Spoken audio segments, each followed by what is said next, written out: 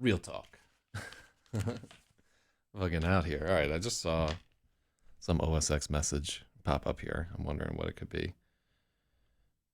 I think it's just a message that it pops up when it's in. Hold on. What were you blogging about OSX? Something about the lid being shut on the computer machine, but I can't read it because the lid's shut when message come up. And I'm saying, all right, I see Smokey the Whale. Yeah, Spethiwa had to fucking paste a screenshot of that because I was only seeing the restream version of the thing. So the Toke Whale did not make any fucking sense to yours truly. Yeah, just thrilling info happening right here. All right, let me get our chat back.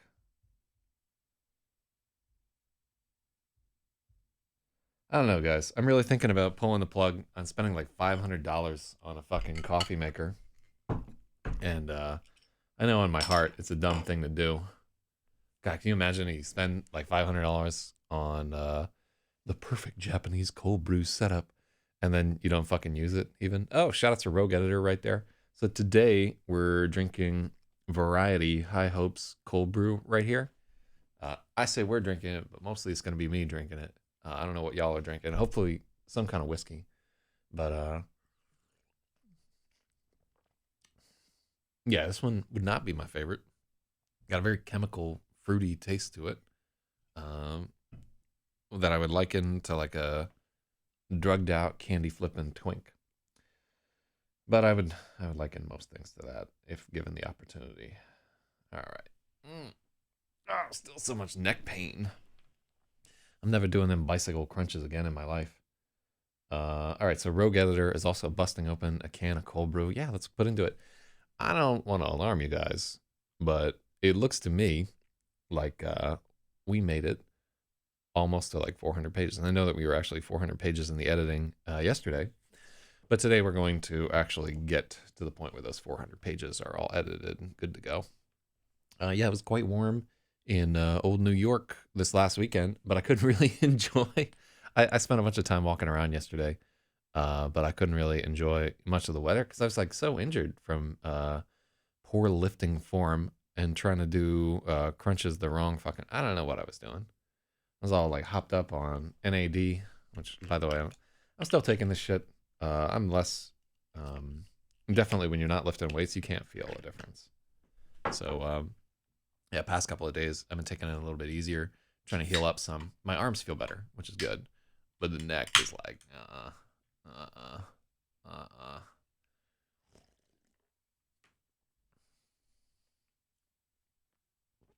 Good God.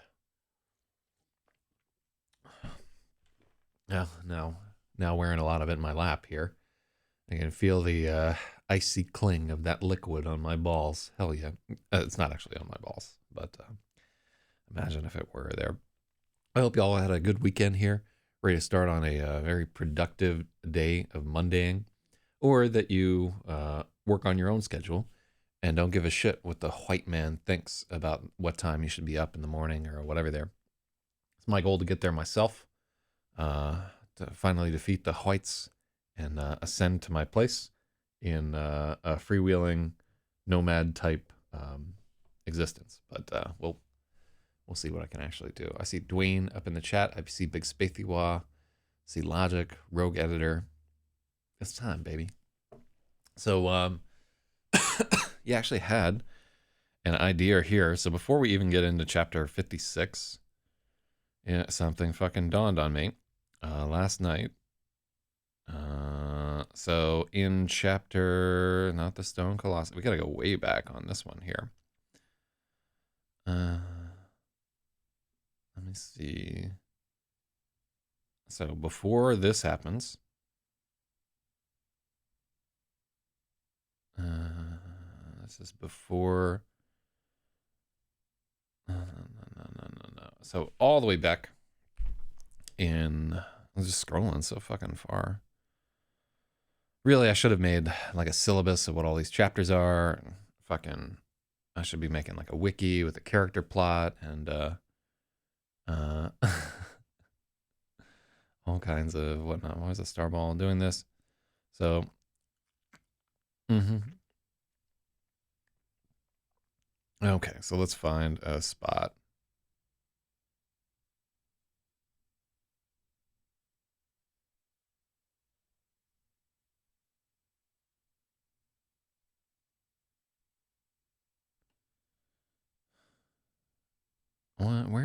Where's all this going down? Okay, cool. So before the slashy slash, I can't believe that I had to go back to an edit all the way and I'm sure that it's fucking entire time. Okay, there we go. So before the book, wow, I can't believe this is all the way back at chapter 40, not even 41. We got to go back to like 30 fucking 9.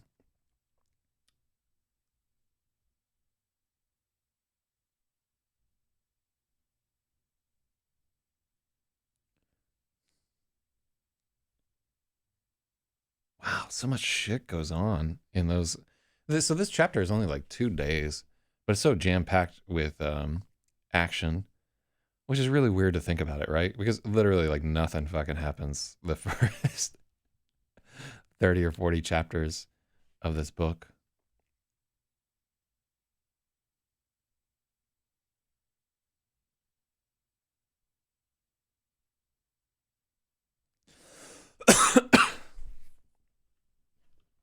Okay, so here we have like all this feel good ink stuff. So this is chapter number um it will pass. Let's get back down to it. So chapter number 38. So yeah, like I realized that about 20 fucking chapters ago we needed to add something. So here's the deal. Um, in the several chapters that come, three things happen to her on the same fucking day. One, in the very early morning, she gets Jane Yang like pounces on her and calls her a cunt, right? Or tells her to kill herself. So we're um, that's not good, right? So that's like one bad thing, one negative thing that happens that day. Then later in the day, she finds that her bicycle tires have been slashed. Also, not so good, right? Then she comes home to her house and finds that somebody has spray painted like psycho bitch or snitch bitch or some shit like that on her thing. So I'm not happy with the way that that turns out. But what I'm really not happy about is there's not foreshadowing to this. Like everything just goes from this guy's kind of fucking creepy and bothered me at a party to uh to just like it goes from zero to whatever. And like Jane confronts her at the school, but what do girls do before they confront each other in the hallway of the school? They fucking text each other and call each other cunts. Um, So here we have this guy kind of heartfelt scene with her and Dan. And yeah, this is the kind of thing that I think about, by the way, when it's like 2 a.m. and I can't sleep and I'm like tossing and turning. I'm like, huh, something seems wrong to me about this story. So this is where you know I'm truly going mad. No. Thoughts about Heinlein.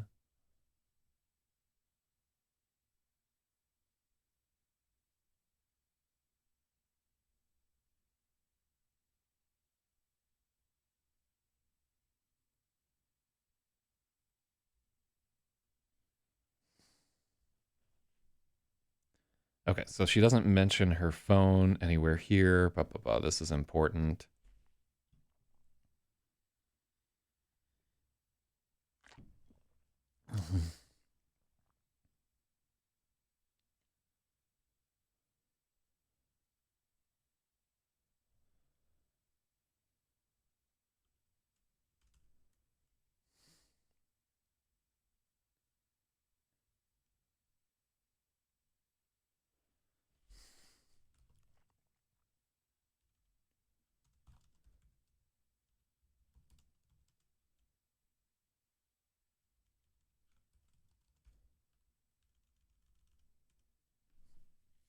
Mm-hmm.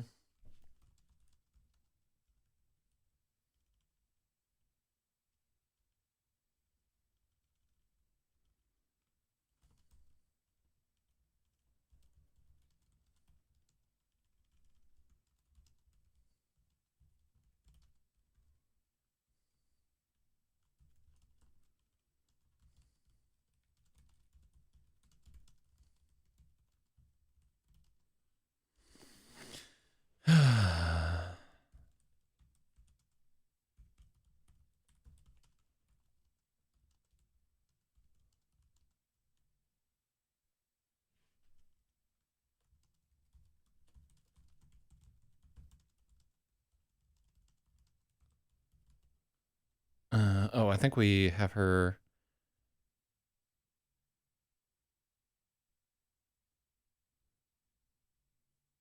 What happens early in chapter? Yeah, yeah. So we.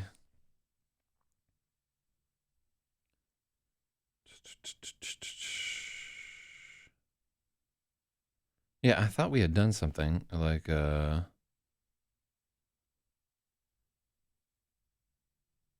yeah, because the next chapter is like the hypersexuality chapter. Oh, okay, so she is wearing underwear there. Okay, cool. It sounds so fucking creepy to me that we have to do a continuity check for whether or not a 16-year-old girl is wearing underwear. I'm well aware. It sounds fucking creepy.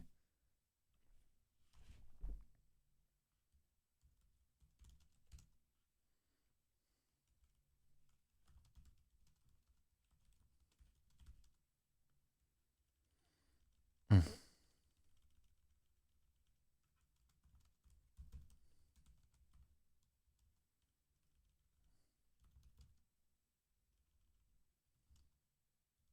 Mm.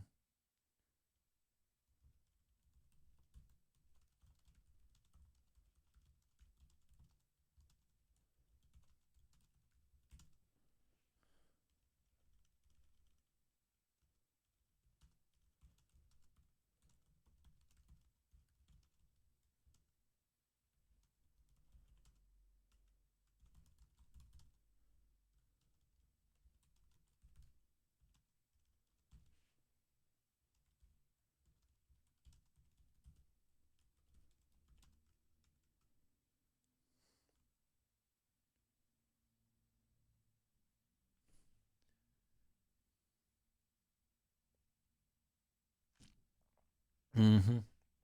What do we got here?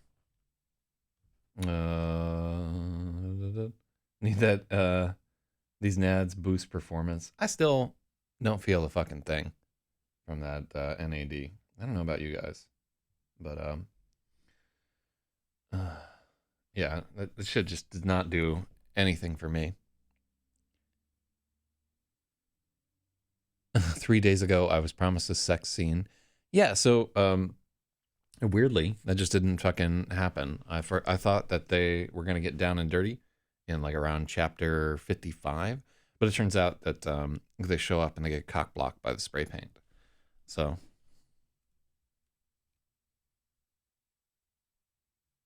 mm-hmm,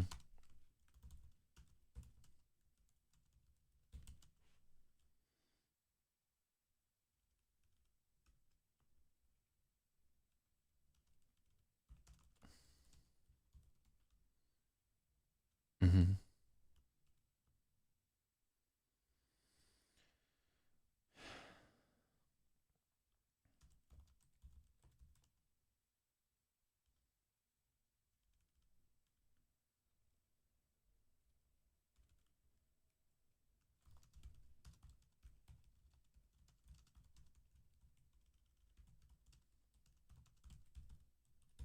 Freya went inside and drifted to her room, feeling pleasantly lightheaded. She took her phone out of her pocket as she undressed.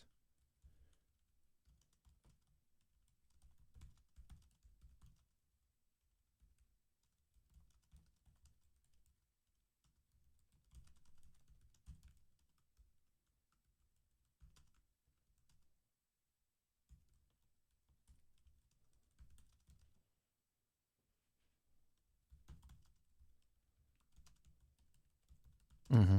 There were 6 missed calls and 7 text messages.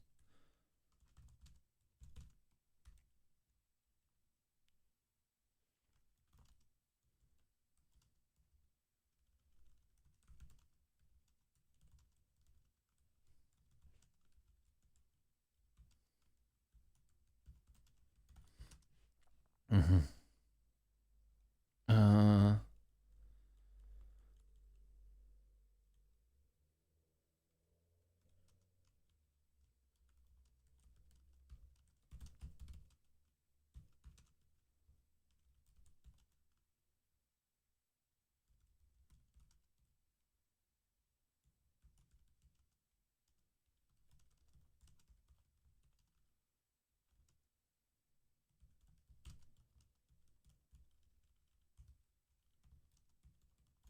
uh-huh.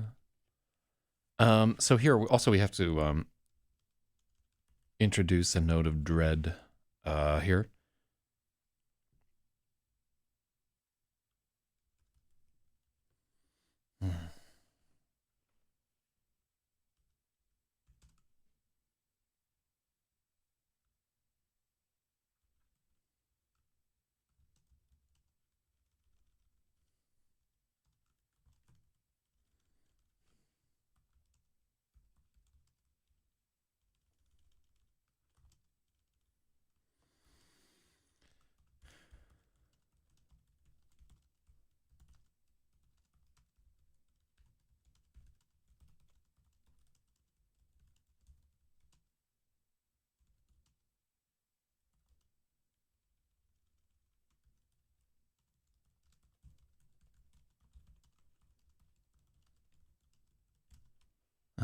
No. God, it's hard to do. No, I mean, if it was easy to do, everybody would do it. You know what I mean?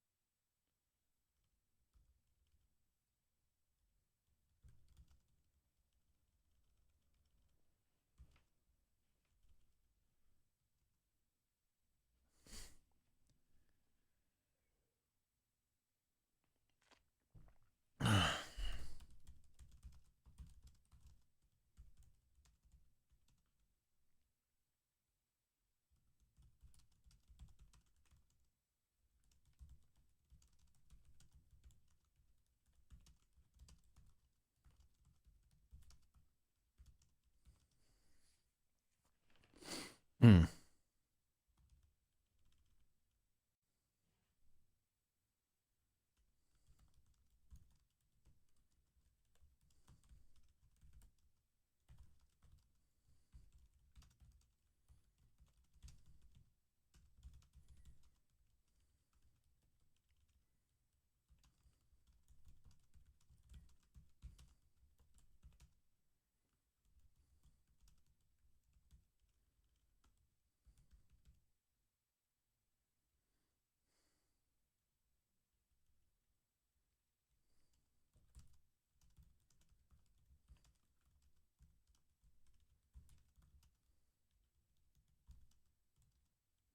Hmm.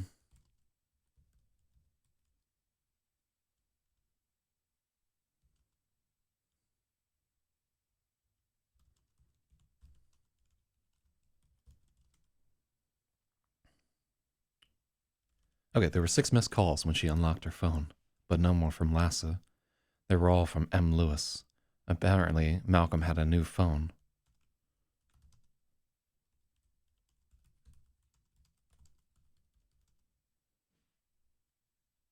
She wondered if she should,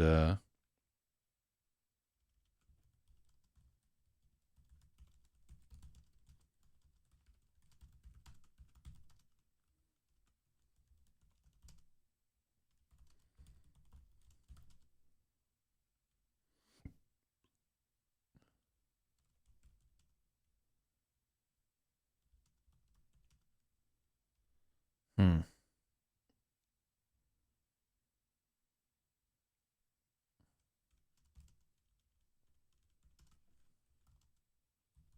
Hmm.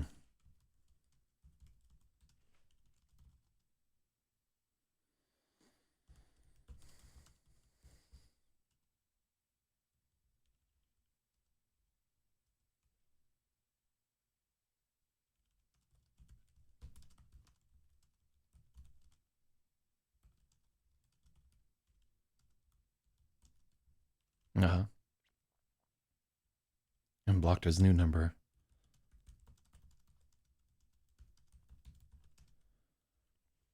There were 6 missed calls when she unlocked her phone, but none were from Lassa. They were all from M. Lewis. Apparently, Malcolm had a new phone. Freya frowned and blocked his new number, just like she had the 2 before.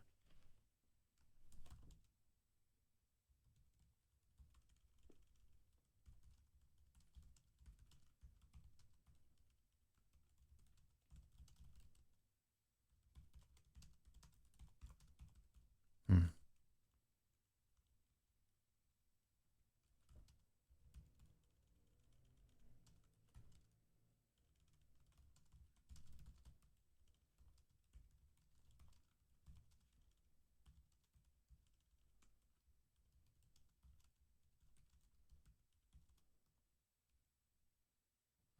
Let's see.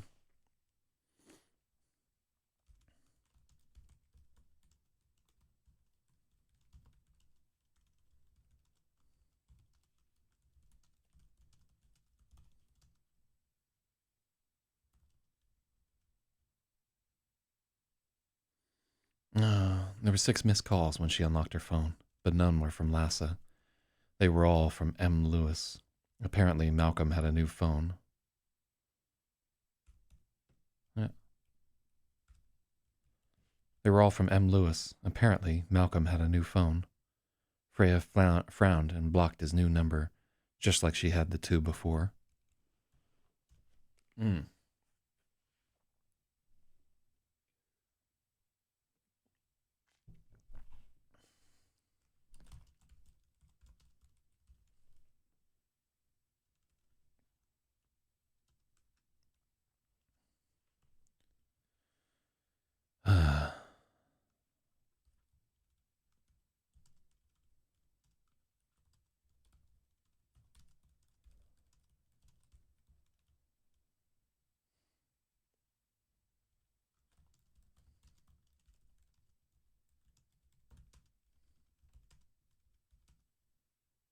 She wished she would just die.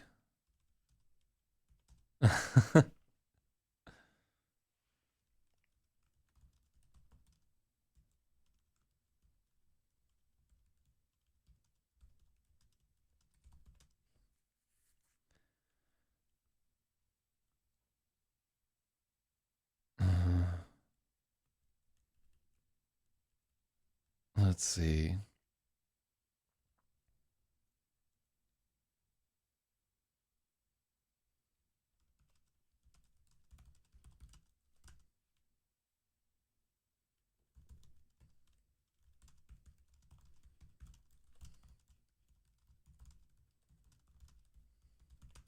It seemed like the only way he would ever leave him alone. Okay, so Freya went inside and drifted to her room, feeling pleasantly lightheaded. Her phone had been on silent all night, and she took it from her pocket as she undressed, hesitating before she thumbed it on. She was dreading a call from Lassa. So one thing I could do during those periods of if you getting trolled, it's kind of true. So during those periods of like long silence, I could swap to like a boundary microphone, so that you could just hear the tap tap tap tap tap tap tap on the keys. Because I'm like cognizant of the fact that this microphone cuts off. Let me see. Her unlock screen is a Star of David that says 911 below it. Huh. Does she really strike you as the 911 truther type? I mean, I'm just axing, I don't. Yo, any interpretation is a valid one right there. God. Oh, why isn't my like phone unlock screen? You like slide the flaming Star of David across to unlock, and then it hits the World Trade Center. Like, peak tier phone shit posting. Those are still my favorite memes. I don't think that there has been a similarly ludicrous troll that's come out in the years since. Well, let's if I really think about it, I'm trying to think if anything had the same cultural impact or bizarreness as that troll. Get a mechanical keyboard with big fat blue MX cherry switches. So I have that. Like that's what's sitting over the LRH keyboard is like that. But yeah, we've done most of this editing on just at least it's a 2015 Mac. It's not like one of the fucking awful scissor key 2017 and beyond ones. They said that they were fixing their keys with the 2019s. They did not. They're still dog shit. Just just take it from me. Like they Apple really fucked the dog with their keyboards. Mm.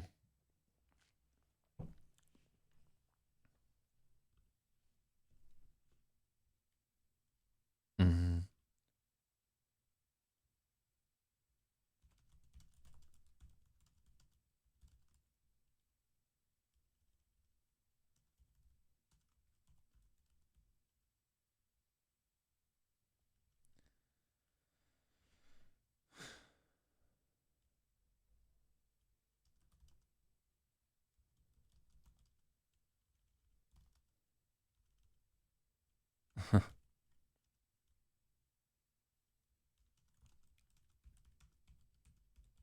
MacBook Pro 2016 is good. Good keys.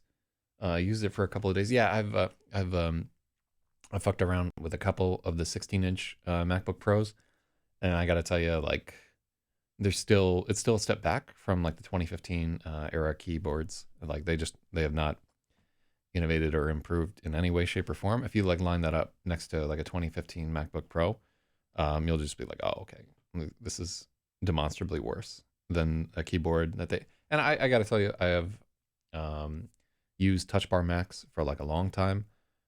I can think of exactly zero fucking times where I've ever found the touch bar to be useful. Now I'm not like somebody who uses the function. I used to use the when they were hard keys, like on the 2015 Macs. I would use the brightness and volume and media keys that were in the function row, and I thought those were pretty good, right? But I never find the touch bar useful, and it's like much more annoying than having like two discrete volume buttons with like actual haptic feedback. It's just they've gone they've gone backwards in like so many ways. But wait, what's Dwayne talking about right here? I'd love to join this, but too many cocksuckers will spam, according to Dwayne. Yeah, you can regain context by watching the 39 previous. It's actually more than 39 previous recordings. Um, They're okay. So Spathiwa says not an improvement, but in MIMO they will not improve the keyboard because they're focusing on OS X and iOS integration and touchscreen MacBooks. I think it's worthwhile. Like honestly, their big thing is like the iPad Pros are actually like really decent pieces of hardware. But and I mean that's kind of the direction that they're going in, eliminating all the ports on the MacBook Pros, and just the thing is that just that keyboard is not you can't work a full day of work with like the folding keyboard. Um, they really haven't. If you do something like what Microsoft tried to do with their Surface Books, like the Surface Books are just not great computers. The one where you can like pop off the screen and they have two separate batteries.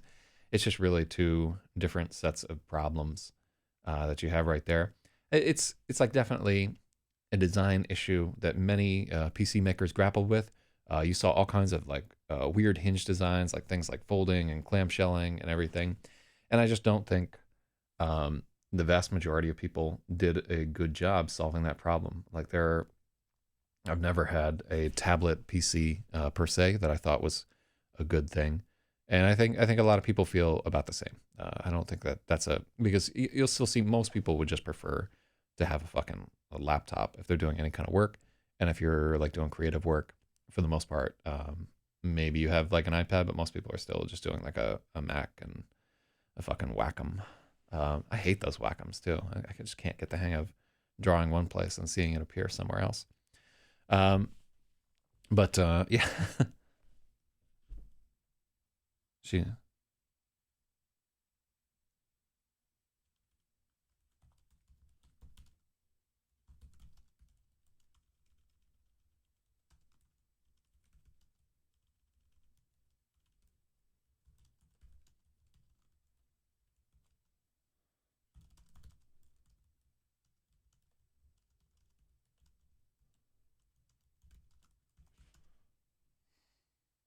Mm-hmm. She dreaded a missed call from Lassa.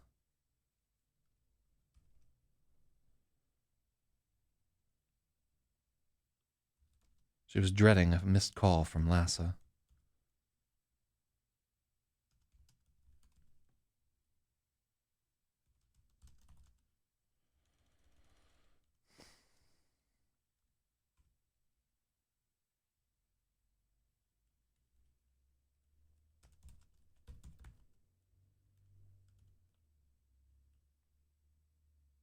They were from.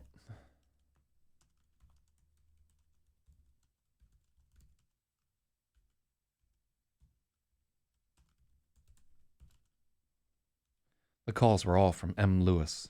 Apparently, Malcolm had a new phone. Freya frowned and blocked his new number, just like she had the two before.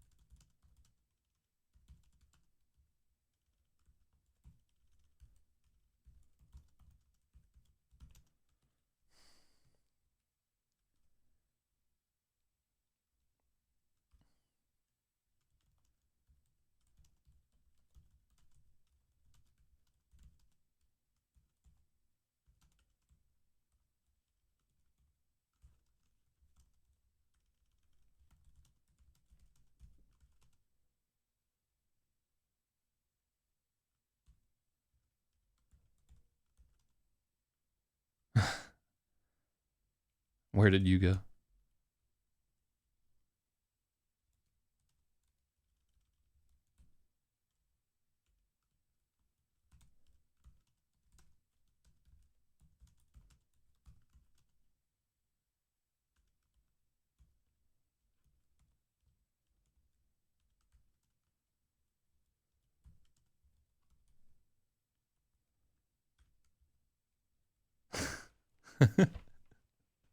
uh, the text messages were all from Jane. Jane, where did you go? Wait, did you leave with Dan? What the fuck, Freya?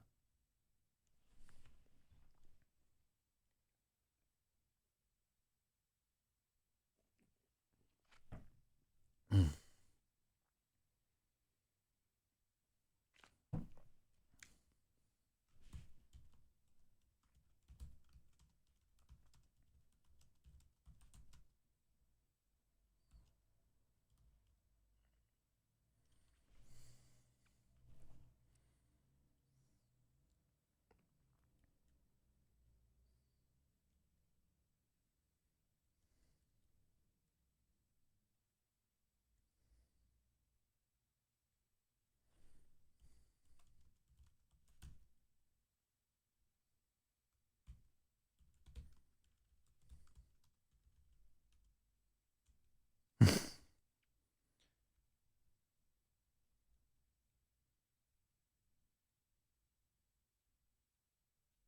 Okay.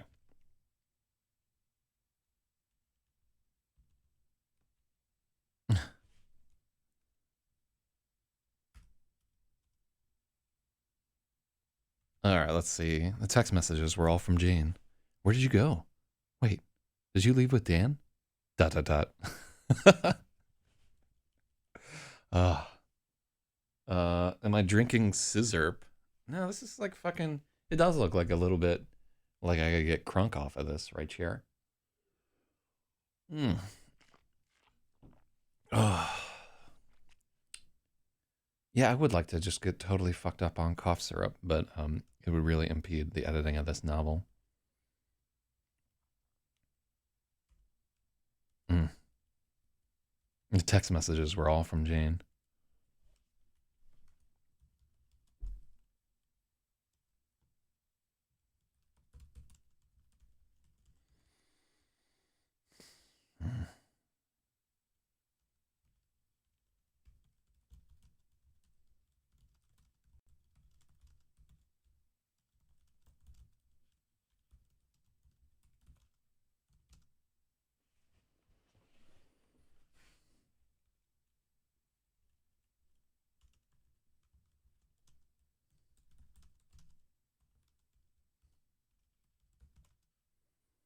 Mm.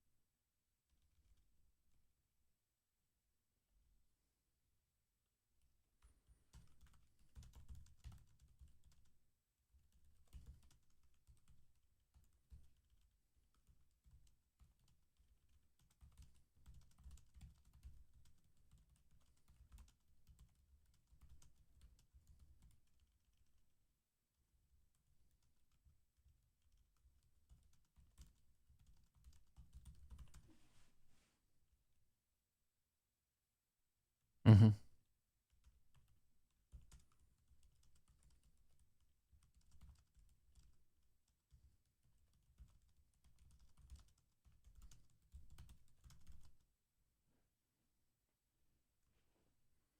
I'm Freya, wishing her a happy birthday. July, August, September, November.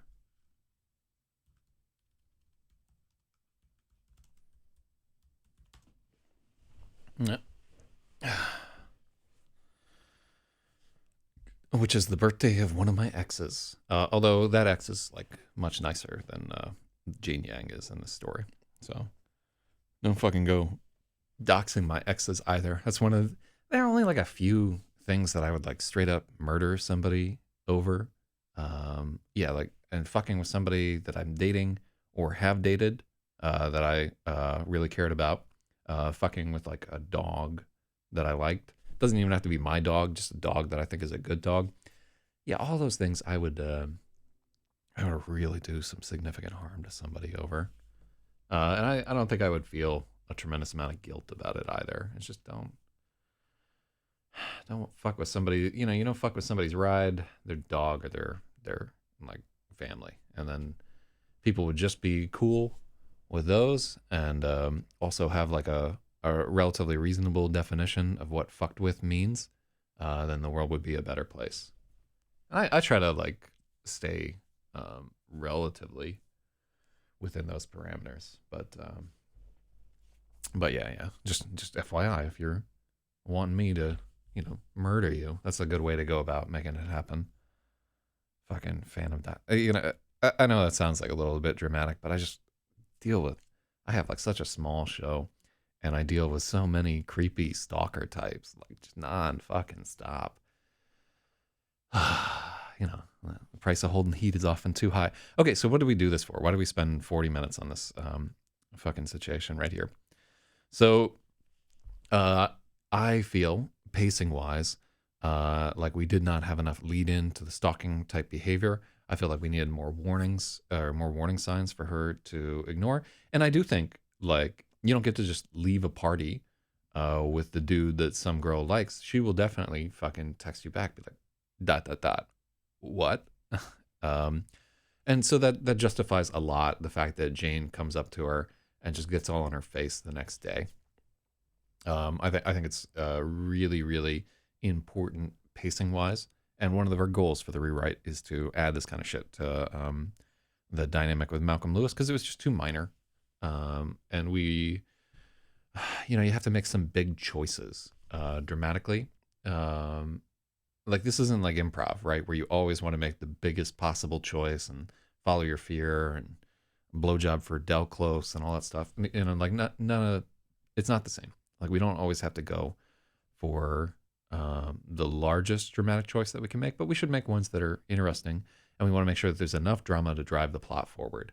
If I had to like pick out one problem with this book so far, other than the fact that it's about a 16-year-old girl written by an ancient septuagenarian man, um, it would probably be the lack of pacing to drive like reader interest forward. This is not probably not a page turner, although I can't really know.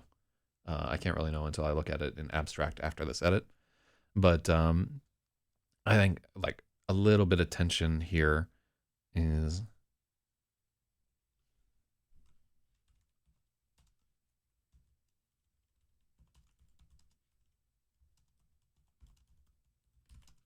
Jane hadn't replied.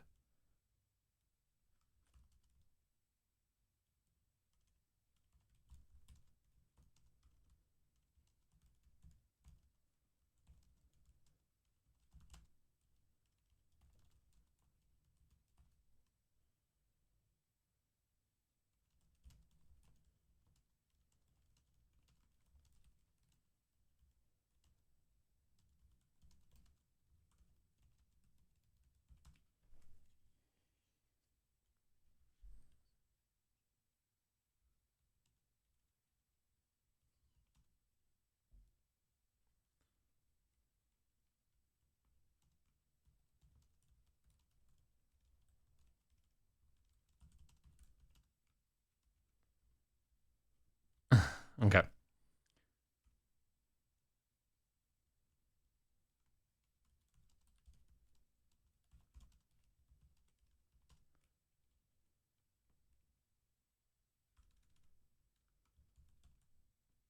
Dan still wasn't home.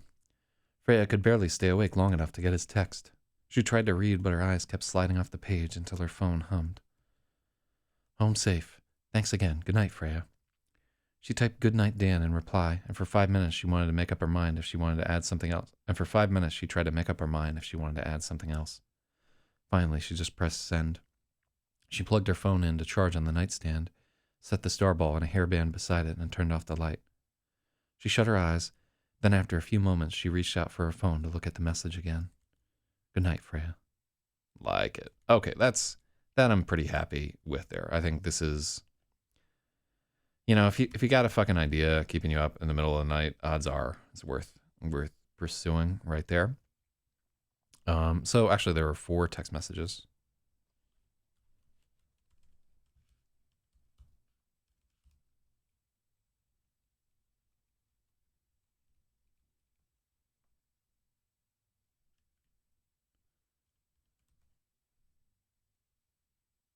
Here bending your star balls seems to be like she actually like what the story is really all about is she's going to make one of those giant foil balls. It's going to be like a Guinness World Record ball. Let me see.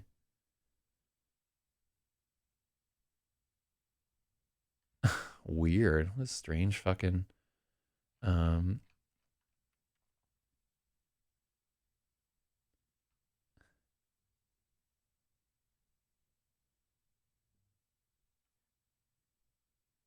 weird.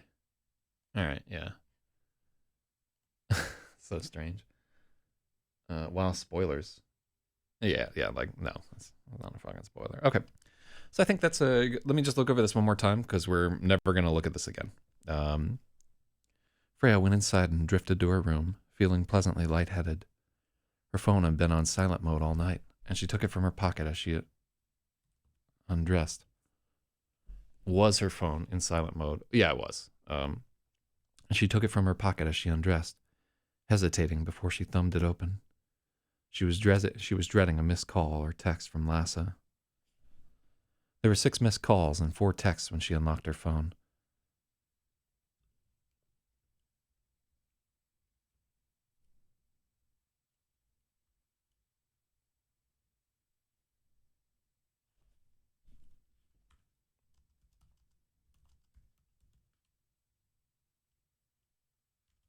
Hesitating.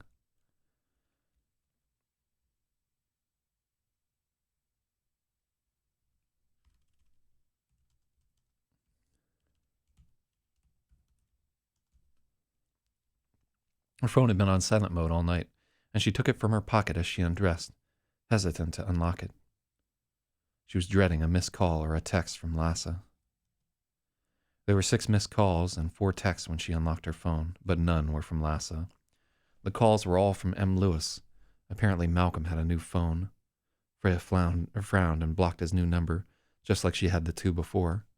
She wished Malcolm would just die. It seemed like the only thing that could get him to leave her alone. Okay, I like that. Like, very compact. We don't spend a lot of time, like, with her, like, stewing with rage or anything like that. At this point in the relationship, she would just be like, oh, fuck. You know, where you're just so sick of... this is really something where I should just go off of my own experience of various women and IRC chatters stalking me to get a deep dive into what it feels like to be stalked. God.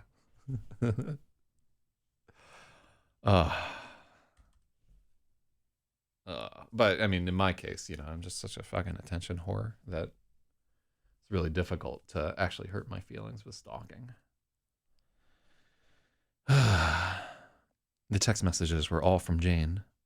Jane, where did you go? Wait, did you leave with Dan? ... Freya's eyes narrowed at her phone. Yeah, like she's already looking at her phone. We don't need...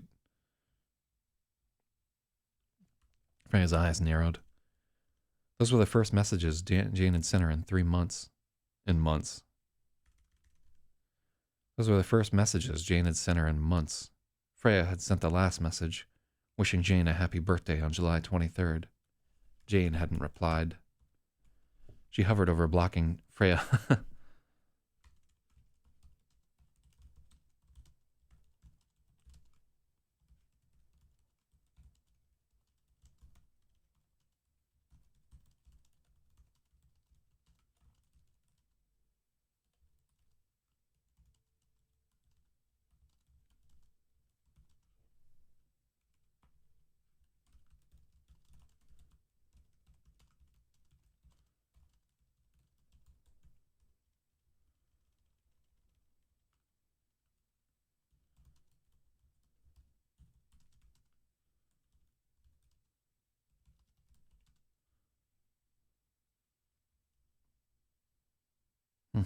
Explaining the situation.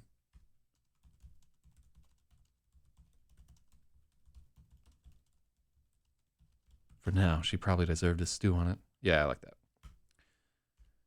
Dan still wasn't home. Freya could barely stay awake long enough to get his text. She tried to read, but her eyes kept sliding off the page until her phone hummed. Okay, cool. This crazy narcissist was stalking my ex-wife, and I made him cry. Like, did you, like, literally, like, wrench his arm behind his fucking back and like, shove his face in the dirt and make him cry? Or what did you wind up doing? Oh. Yeah, you really do. Happen, like, people who are like stalking, you really do have to threaten these people with, like, extreme violence, and in some cases, like, show that you're willing to, like, break bones and cut off fingers and get the law involved and everything.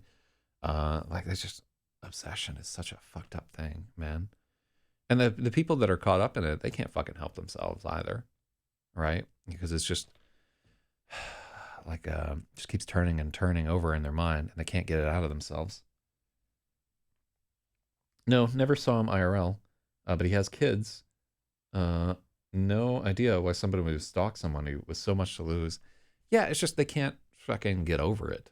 You know what I mean? Like, they're unable to escape this sort of cycle of emotion that they're caught in. And like, I think that people who are caught in, like, these obsessive type relationships are, because it's all negative attention that they receive in return, and they feel bad about themselves when somebody, like, every time that you reject somebody who's, like, in a stalker type shit, that person feels bad about themselves, right? Like, guaranteed, every time you shove them away. But there's like, you can definitely get sort of addicted to feeling bad. You know what I mean? The, like, ooh, that hurts so good, you know? And as they delve deeper into that pit, not a lot of interactions are going to give you that strong like hit of either feeling bad or feeling good. Like think about how many people you talk with every day. How many of those people give you like a strong emotion when you talk to them? And there are probably more negative emotions than good ones throughout the day. Just keep in mind the people that do make you feel good when you talk to them. Save those people, man, because the older you get, the fewer of them there will be. Um, but yeah, most people are not going to provoke a strong emotional response, and I think people a little get addicted to even that negative attention that they receive. And in fact, like generally, when you're dealing with like a stalker type person, like the best advice is generally to just break off all contact, not respond to them at all, and so forth. But that doesn't make for a great story, dramatically. That's not what we want to have. So, but yeah, the complete isolation, because every little interaction, like even just you making eye contact with somebody, is enough to fuel them for another like 5 weeks of fucking calling you up.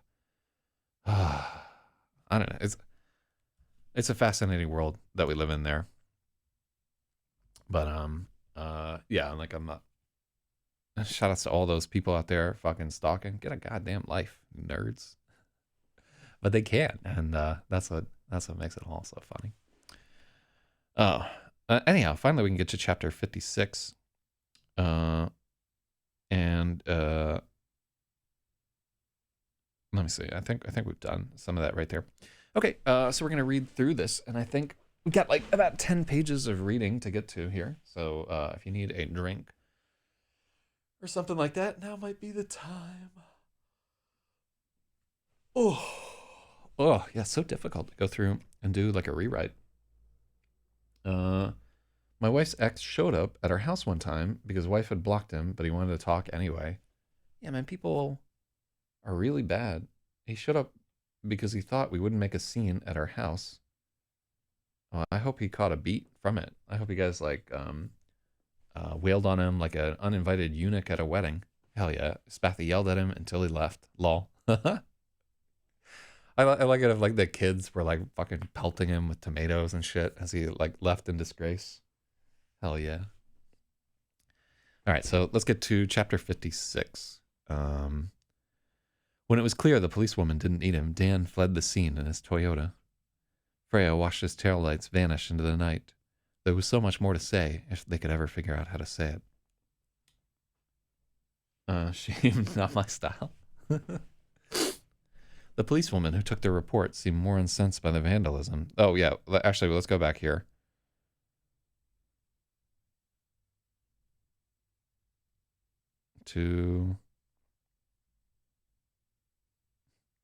So let's think about snitch bitch, because I'd feel a lot better.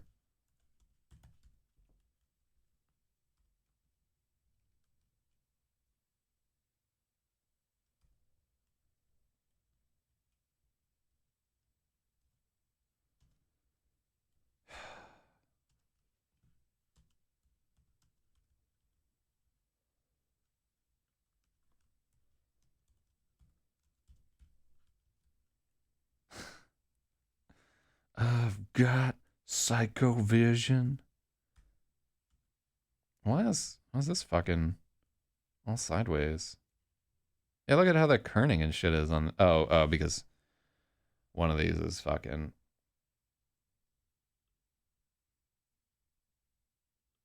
There we go. Psycho slut. I like the sound of psycho slut.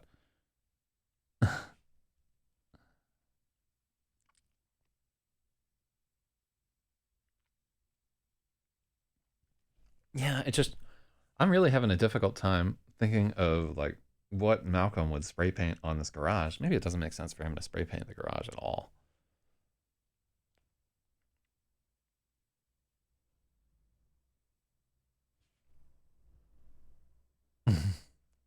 I've got psycho cunt. Uh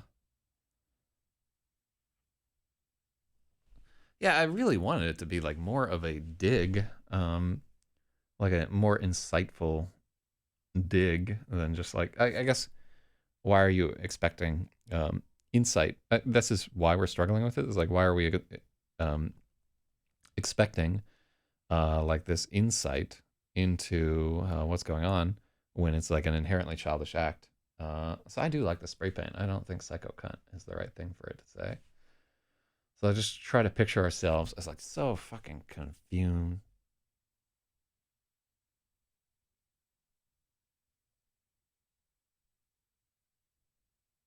So like a lot of what his mental state here would be, he's been rejected by this person. This person has gotten like the police involved with him. He just got like kicked out of a party because of this bitch. She thinks that she's fucking, yeah. So cunt is not quite right for a 18-year-old boy. Psycho slut. uh,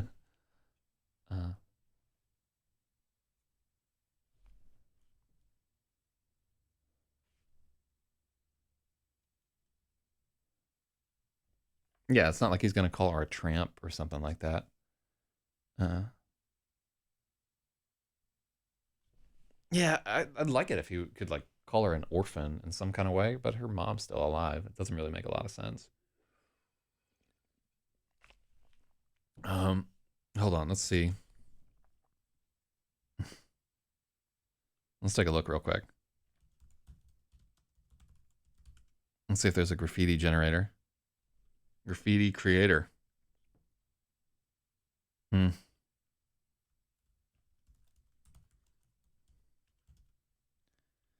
Let's try generate. That's awful. That's not the graffiti creator. Here we go. Write your name in graffiti. Let's see.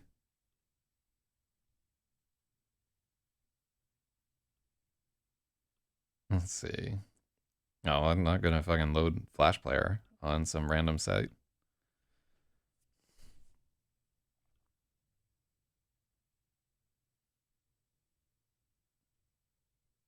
Hmm. Yeah, I don't feel like this is productively helping me think of what the fuck to Skyko skank. I don't Does skank really have like the fucking weight? I love that we're deliberating on what this graffiti should say. So what are some um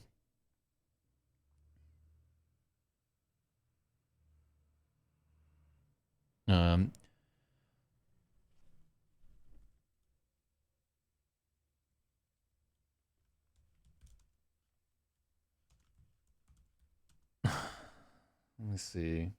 Murderer? I don't think that that's really gonna um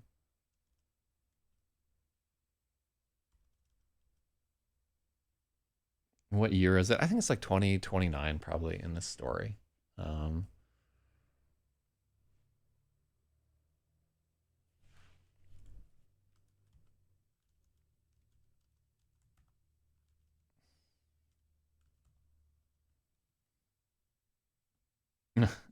so I thought also about kill yourself in giant fucking letters.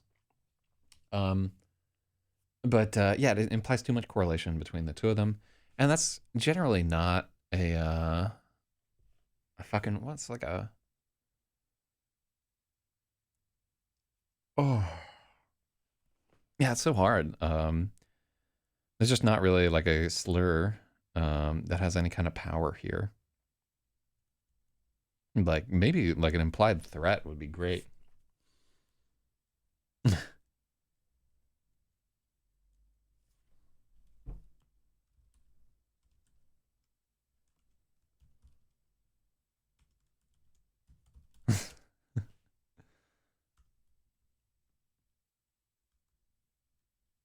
What about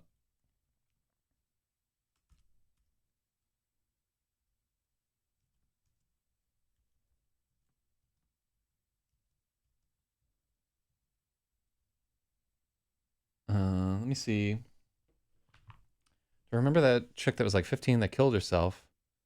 Um that killed herself in 2013. The insults to her were slut and whore insults. um what year is it? Like all far apart. No. Would somebody actually spray paint snitches get stitches?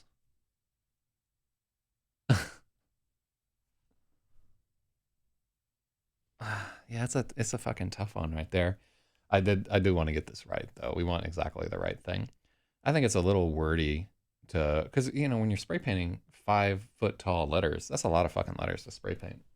If you spray painted before, yeah, this isn't the right thing.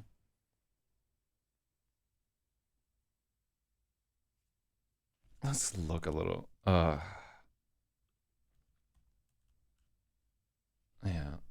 Also, let's fucking. There we go. Where do we want to have this guy? There we go. Oh, also, this. Da, da, da, da, da, da. Oh, I think we did it this way previously. No, oh no, I was using Safari. That's why this fucking worked the last time, but it doesn't now. So let's open up Yon Safari right here. There we go. So what do we have right there? Snitch to steal? Yeah, we want informer right there. Fink, narc. Kids don't really use narc so much anymore.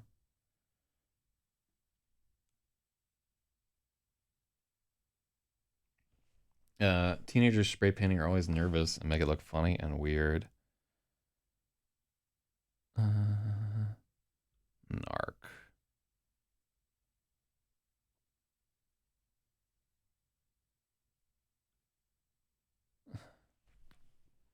Well, her dad was a cop. You could call her like a cop cunt or something like that.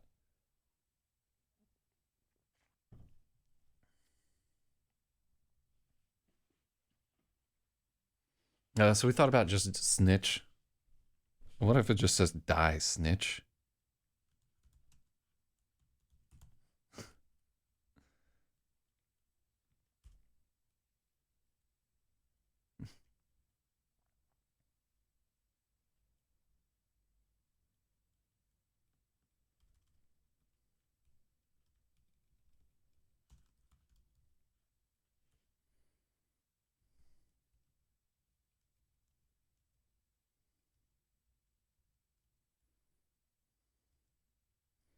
Snitch whore. I actually kind of like that. All right, so let's audience poll here. What works better? Snitch whore or die snitch? Or we could even have die snitch whore. Like so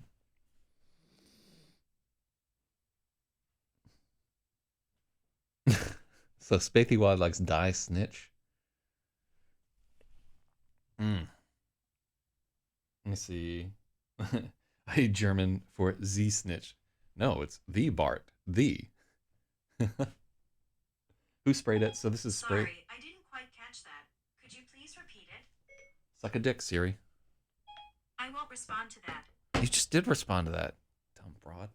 All right. So this was sprayed by Malcolm Lewis, right? In the context of the story.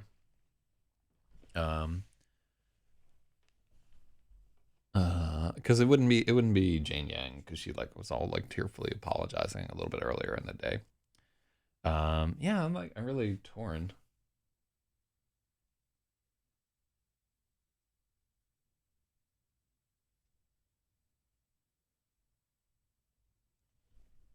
We could have something like "fuck you, whore" or "fuck you, snitch."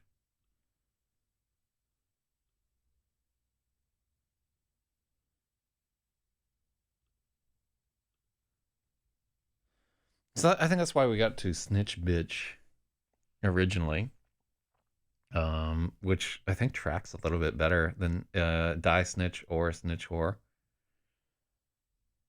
Malcomo.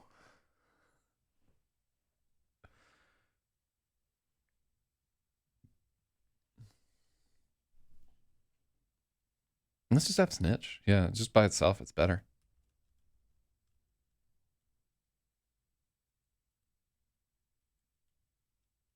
Oh, hold on. Let's get a skull emoji at the end. So I think a dude might spray paint snitch whore, but a chick might uh uh die snitch. I would absolutely reverse the two of those. Absolutely. I think the girl would be like much meaner and want her to fucking die, and the guy would be, or the girl would be more prone to go for calling another girl a whore. Like whorishness is more of a, I don't know. I feel like that's a charge that women levy about each other.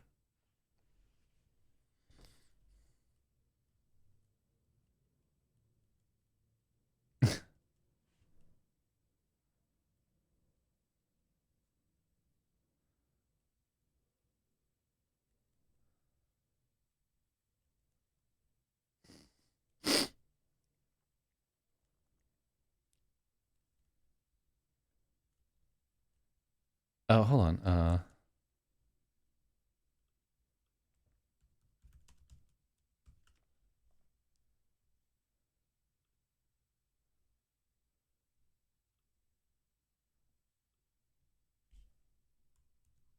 Nigga, I love it.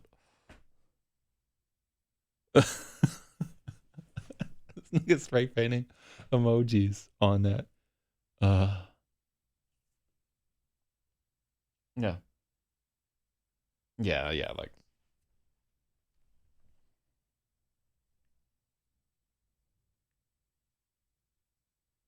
women value the whore insult because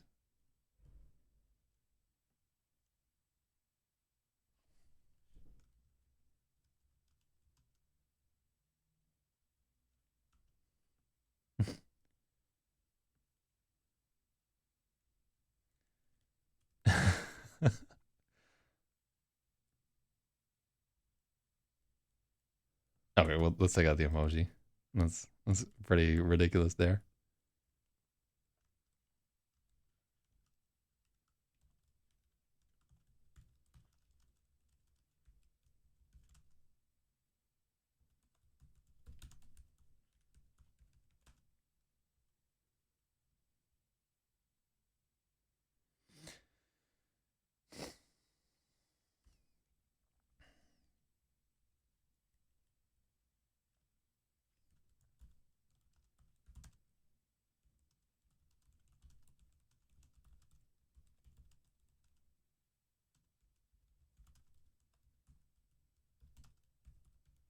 Oh, see, this is just fucking cartoonish. If you have the skull there,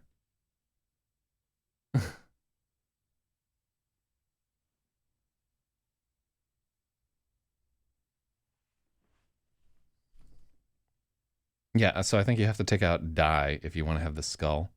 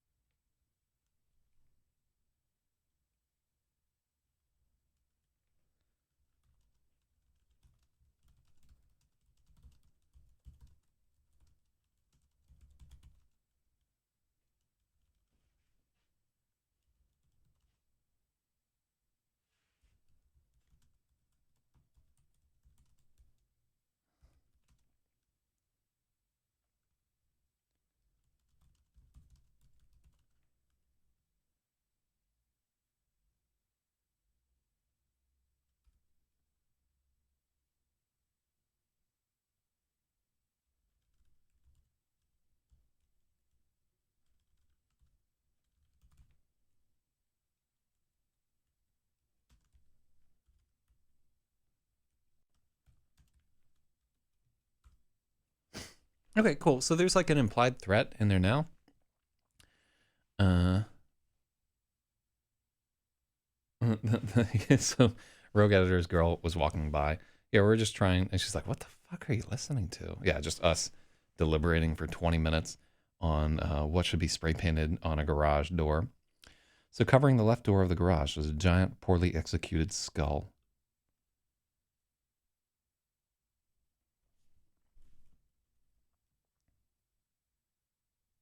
On the right door, in letters 5 feet high, the graffiti read, "Snitch."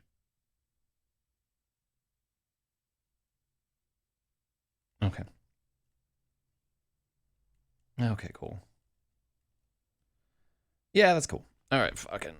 Let's get down to chapter 56. Cool.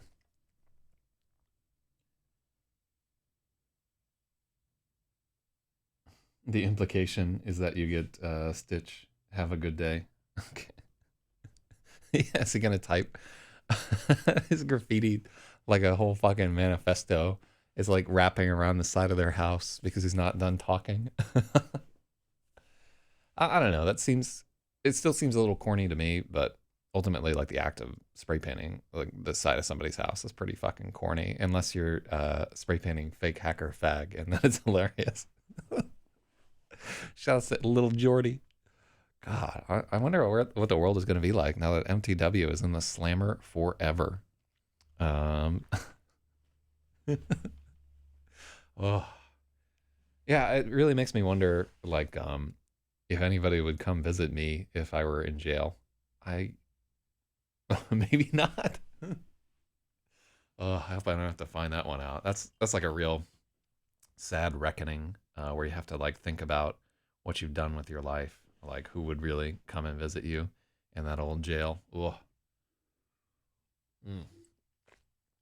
It's not good, boys. It's not good at all. Um, but I digress. The policewoman who took the report seemed more incensed by the vandalism than either Freya or Lassa. She was visibly angry. It reminded Freya of Colin at Bailey Bicycle.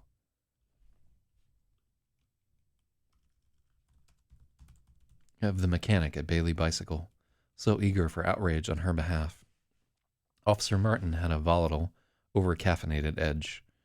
She wore dark eyeliner and wings that came to little curving hooks at her outer canthi. Maybe she meant to be daring.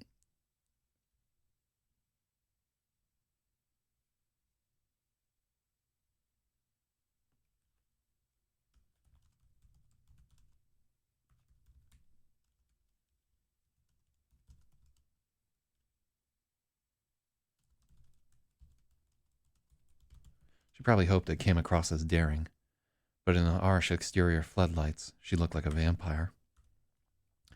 Officer Martin directed all of her questions to Freya. When Freya was struggling to remember a detail of when Officer Martin directed all of her questions to Freya. When Freya was struggling to remember a detail of the rock throwing incident at taco time, Lassa tried to interject. Martin cut her off brusquely, saying she would get to her next. Freya could see fury kindling in Lassa's eyes, but the policewoman didn't notice or didn't care. When she was through with her questions, Officer Martin paced back and forth in front of the vandalized garage, drumming her fingertips on the baton clipped to her hip. Finally, she came to a halt and stared at the graffiti for an uncomfortably long time. Black rivulets of paint trailed down from the letters. And crude skull. Wouldn't want to be him, she announced, dripping malice. Freya and Lassa exchanged a look of concern. Yeah. Had the policewoman really just said that? What was she implying? Were they going to give Malcolm a beating when they caught him? Were they going to shoot him for resisting arrest? Freya wondered how she would feel if they did shoot him, but it seemed too absurd to register. Officer Martin scratched on her aluminum clipboard, taking down their report. When she was done with the form, she rattled off the things she needed to say.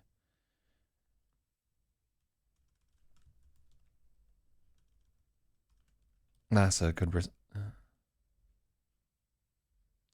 request a copy of the report in person at the station. They should contact these numbers if anything changed. They were not to engage if their Randall returned. It all rolled out as one long, frictionless screed without impact or import. She'd said this so many times that it was all on automatic.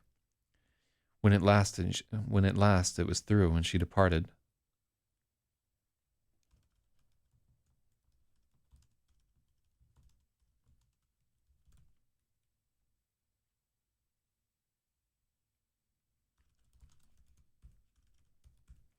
When at last the spiel was through and Officer Martin departed, Freya was glad she was gone. She stood with her mother in front of the garage, staring at the work of an idiot. Was she high? Freya asked. Officer Martin had been far too keyed up for a Thursday night. I guess Adderall, Lassa said with a nod. Strange woman. Freya put fingertips at the corner of her eyes and shook her head no. Lassa snorted into the night air. I suppose if that's the only makeup you wear, go big, Lassa scoffed. It was never hard to figure out who she didn't like. Freya wished she could have laughed. She only managed a thin smile. It struck her that not too long ago she would have tried to get back into the house as soon as she could, away from Lassa at any cost. But she had no urge to escape now. She was still aware that things could swiftly go wrong, but she wasn't afraid. Freya had grown, or maybe Lassa had diminished. There were other things to worry about now. Freya kept thinking of the way she'd parted with Dan. The quick hug, the questions they were afraid to ask and afraid to answer. The warmth she'd felt with him had gone numb.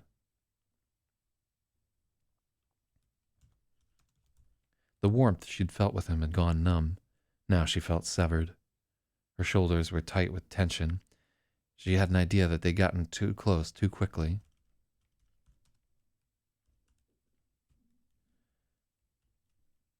Let's check that out. We don't need the tension there. She had a thought that they'd gotten too close. She had a thought that they'd gotten too close too quickly, and they would never reach that place again. He'd promised to text her when he got home.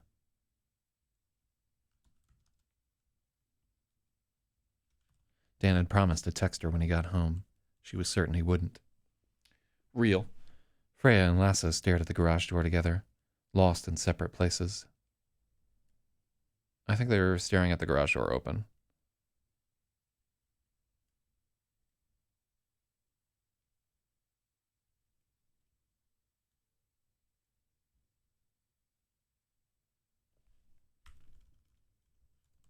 Gazing at the work of an idiot. All right, there we go. Cool.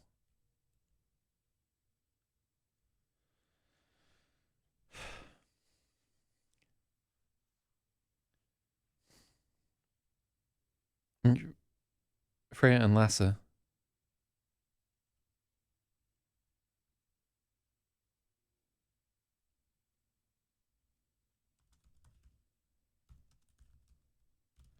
Freya and Lassa stared at the garage door together without speaking, lost in separate places. The wind was whipping around them, but Freya barely felt the cold. Her thoughts kept drifting back to Dan. Lassa was also unaffected. She thought the winters in Maine were a joke. She could stand here all night. What a coward, Lassa muttered at last. He reminded Freya of the way Radomir had said it. I don't know why he thought this would bother me, Freya said, indicating the sloppy letters. Wow, he knows where I live. We're the only jokelets in the phone book. Lassa nodded. She cleared her throat. The time for levity was through. Until they arrest him, I'm going to leave the gun in the living room in the ottoman. If he tries to get into our house while you're alone, shoot him. I will, Freya agreed at once. Something in the way she said it made Lassa stare. The look was unexpected. She thought Lassa would approve. Did she think Freya had gone crazy? It took a moment for Freya to recognize it was a look of respect.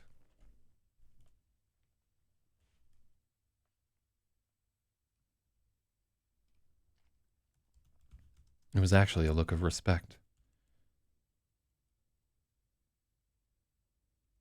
You're doing so well, Lassa said, her voice low.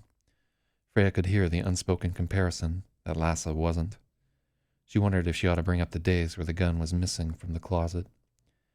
But she would have to explain why she was poking around in Lassa's room, and it wouldn't help. Only Lassa could fix Lassa. I can paint over that, Freya said. Don't. I'll just pay someone. I brought this on us, though. It's my problem. No, Lassa said abruptly, a little of her old fire returning. Why not? Freya questioned.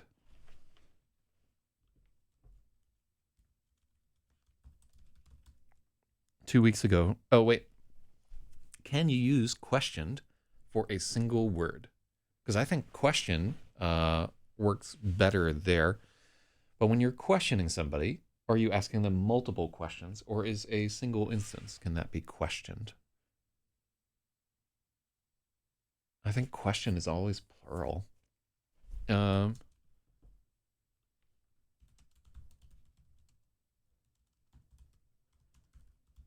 yeah.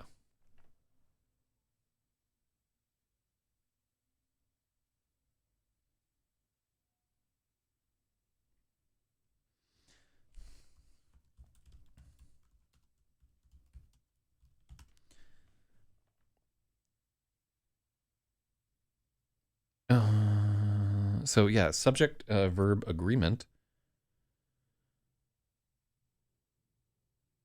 Let's take a look. Question, alternative forms, interrogative, derived terms.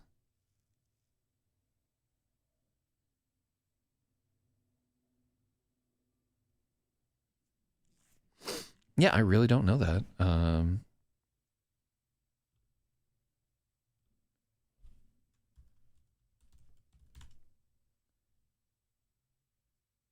Were three. Okay, but yeah, that's the to be verb.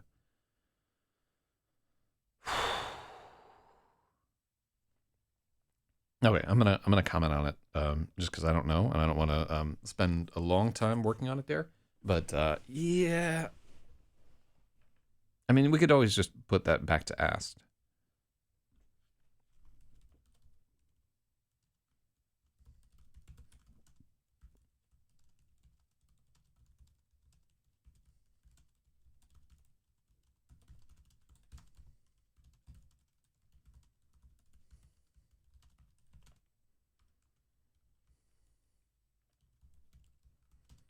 Okay, done. Yeah, I don't have the answer to that guy, and we have yet to attract any real editors. I think real editors would recoil from the stream in abject horror.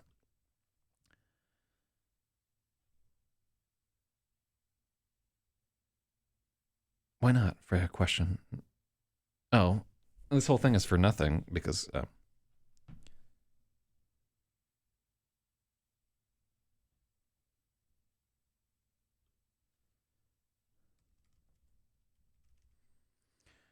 2 weeks ago she would have just lowered her head and let the order go unchallenged.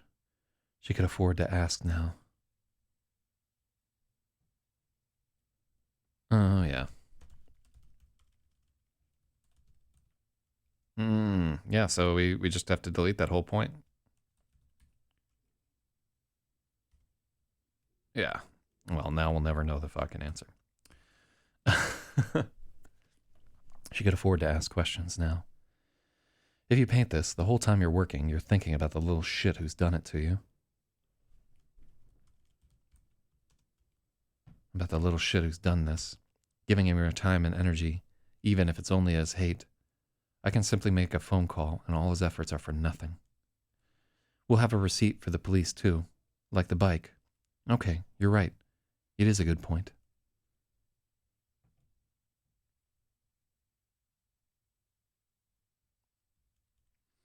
Lassa nodded.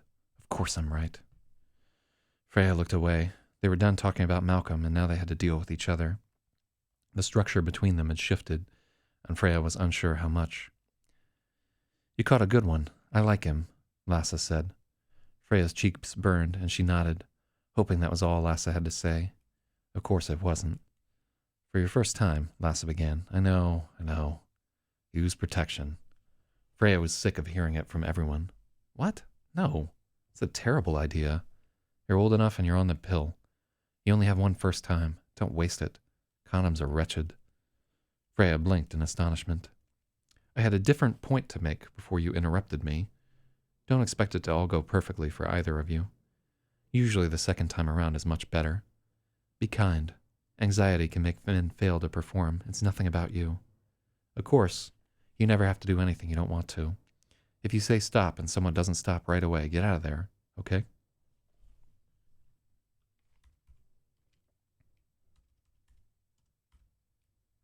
Freya was slightly shocked. Oh, yeah, there doesn't need to be an okay at the end of that.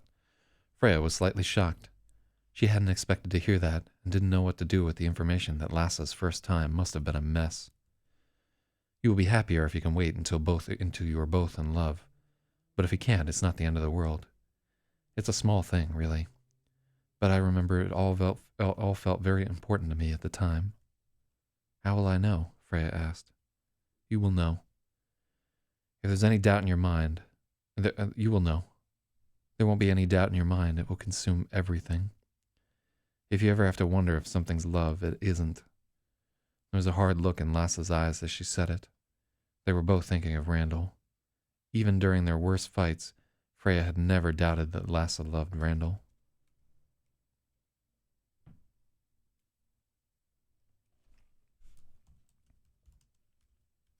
Even during their absolute worst fights, Freya had never doubted that Lasse loved Randall. In that, at least, they could see eye to eye. Freya stepped forward and surprised Lasse by hugging her. Lasse was stiff at first. Her whole body was rigid with tension.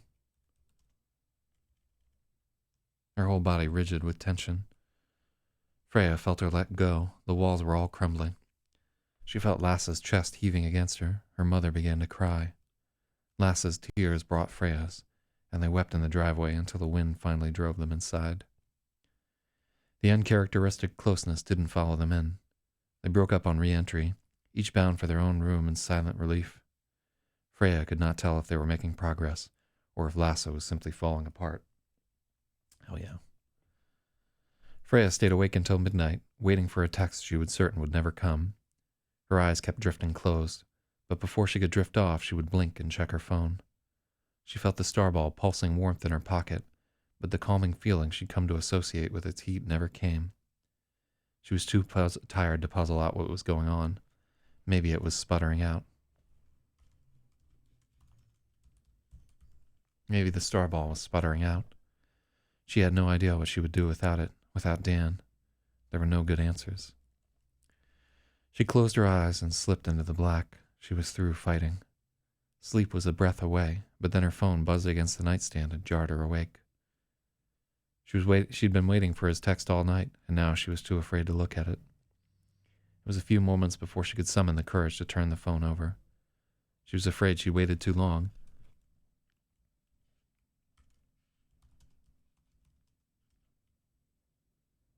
If she waited too long, he would think she'd gone to sleep and go to bed himself. She flipped the phone over. Dan, can we talk tomorrow? Dead words, written from obligation, like stones scattered across her screen. She felt like something was being ripped out of her. It was all crumbling.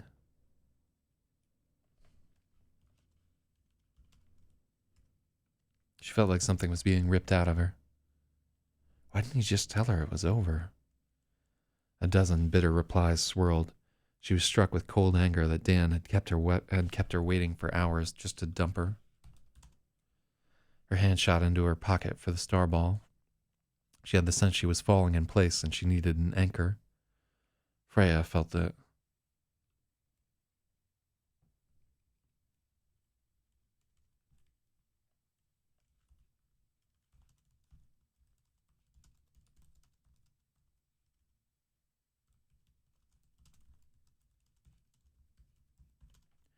The orb was hot against her palm, but there was no relief.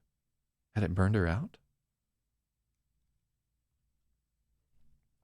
For a moment, she wished the starball would let go of all of its power at once. She imagined it consuming her and everything around her in a nova of pure white light. She'd been fooling herself this whole time. Oh, yeah. Freya had been fooling herself this whole time. She should have stayed in the river.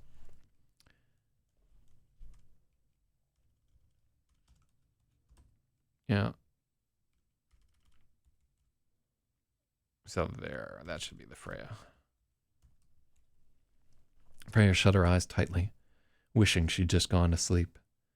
She thudded her head against the headboard, then she opened her eyes and stared across the room. Everything good was bleeding out of her.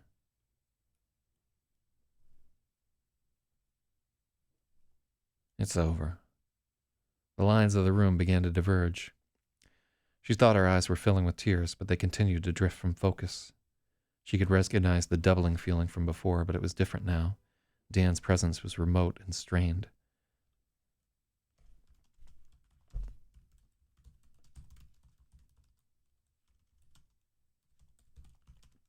The closeness from before was absent. Her head pounded but with demands.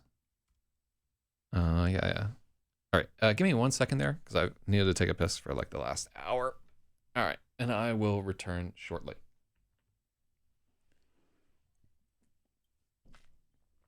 Mm.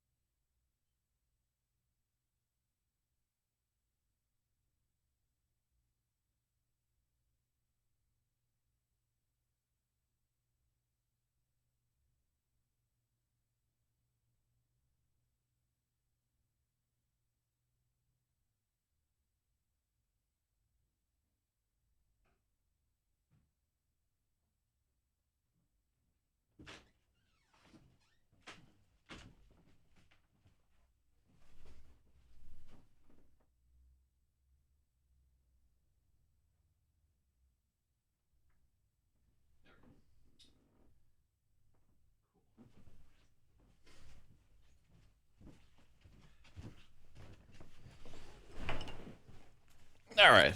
So that was a very productive urination. So I also turned up the microphone here a little bit. Yeah, we were just a little too quiet, I think. And wait, did Pokry come through? No, I didn't see Pokry in the chat, but shout outs to that chatter anyway. That's Pokry's one of my favorites. You know, we're uh, definitely blessed to have him anytime that he comes through. He's more valuable by far because we seldom get to see him. I really have to remember to turn off that auto mute thing. Uh, but it is kind of funny. Okay. So I'm glad that we're re-editing this chapter. It feels like we're kind of spinning our wheels here, but this chapter needed another edit, and I just didn't have enough mana to do it yesterday. The lines of the room began to diverge. Freya thought her eyes were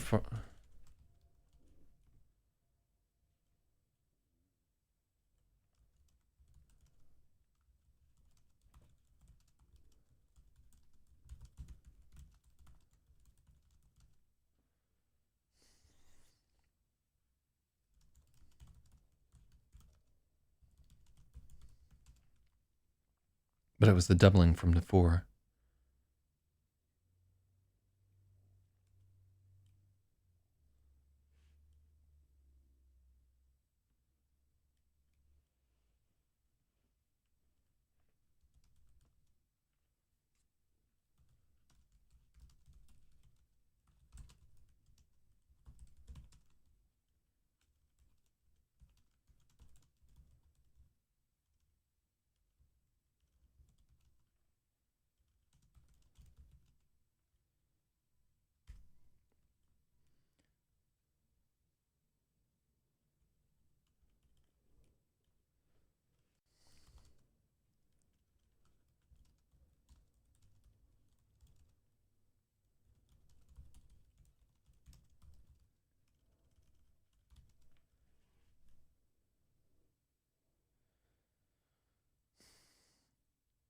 Her head was pounding with questions, but there was no response from the other side, no echo of her own thoughts. This was a one-way channel.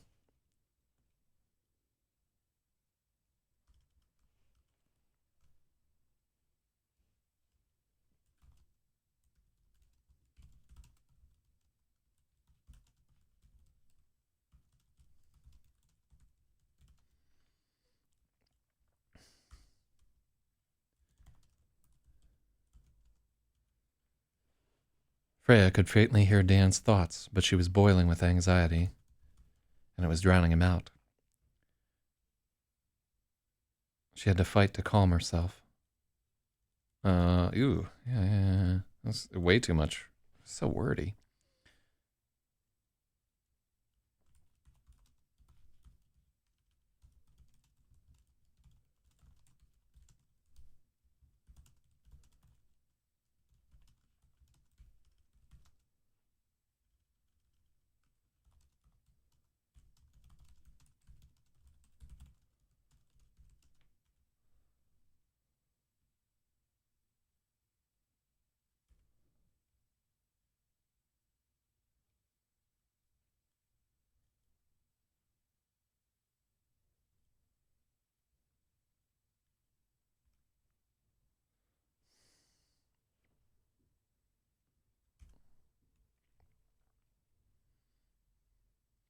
Mm-hmm.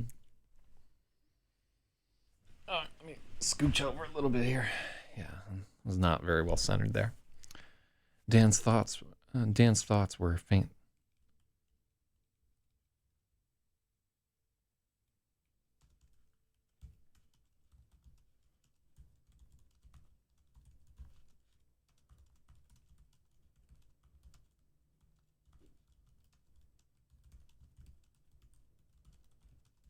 Dan's thoughts were much fainter than before. She had to still her own.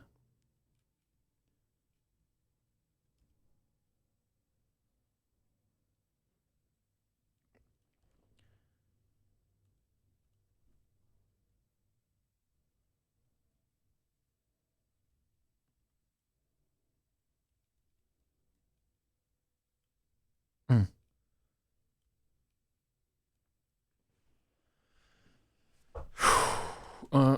We need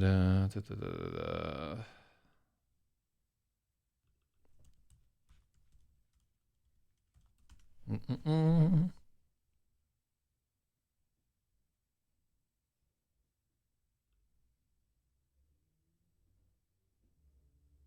Mm-mm-mm. Ugh, there are not many words for thought.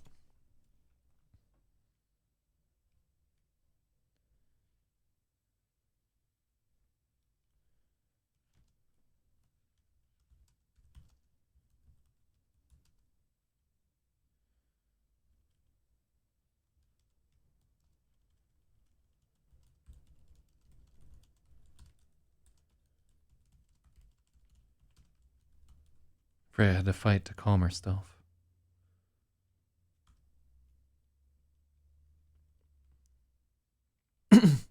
Dan's thoughts were much fainter than before. The clamor in her head was drowning him out. Freya had to fight to still herself. She exhaled slowly and took three long, deep breaths. With each exhalation, the connection grew stronger.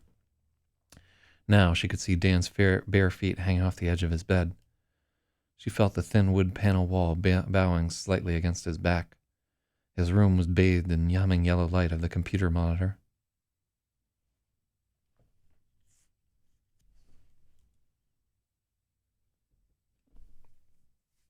Lines of text were scrolling up his screen, but they were inscrutable. He was only barely aware of them. Dan was clicking his phone on and off, staring at the text he'd sent, and growing sure by the second that he'd fucked up everything. At once, Freya tried to reach out to him, sending him thoughts that it was all okay, but her ideas slid away unanswered.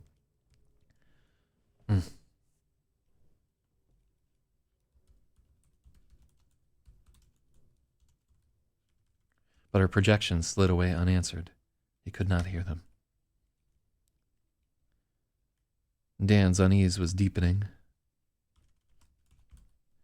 Uncertainty swooped down on him like a swarm, biting pieces of him away.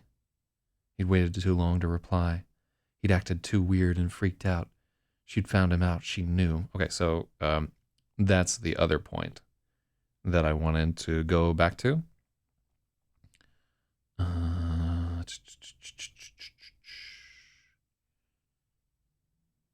There is one.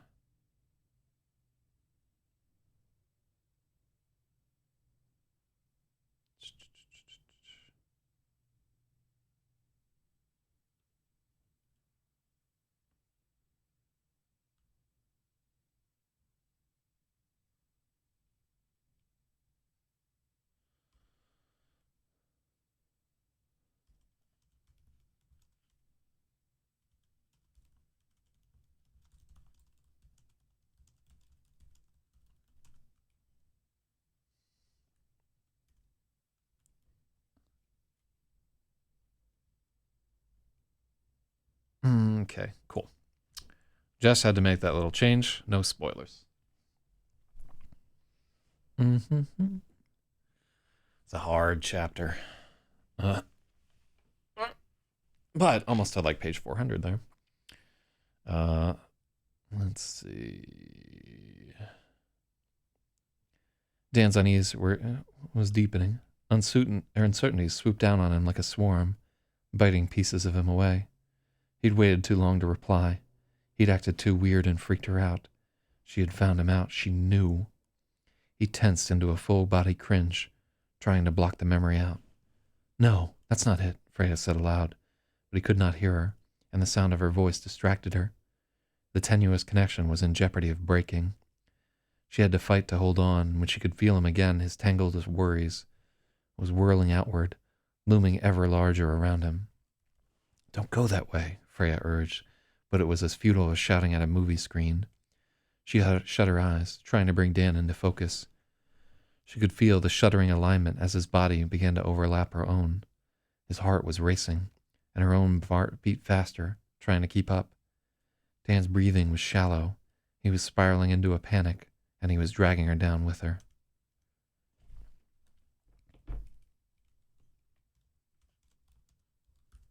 Dan's breathing was shallow and rapid. He was spiraling into a panic, and he was dragging Freya down with him.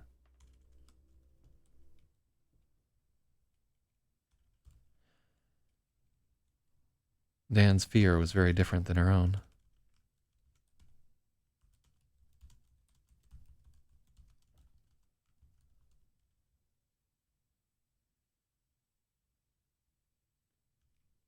Dan's fear was very different from her own. Freya's fear came as tension in her neck, hairs rising along her arms and pressure tightening on her temples. Dan's fear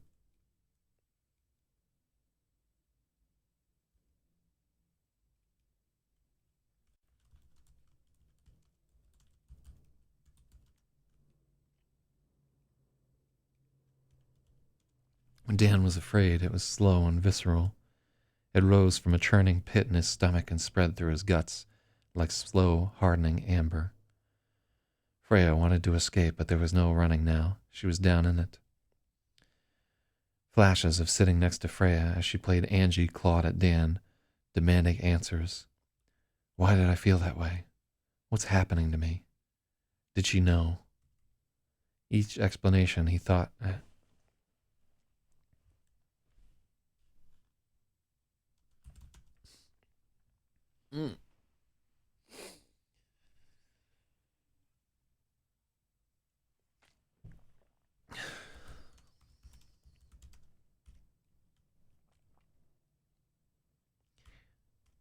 Why did I feel that way?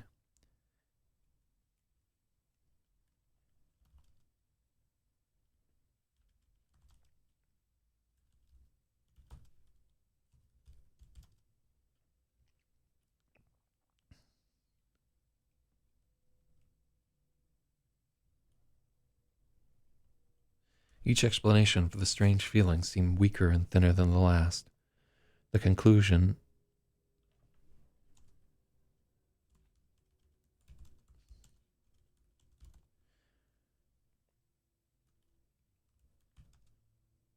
Each explanation Dan came up with for the strange feeling seemed thinner and weaker than the last.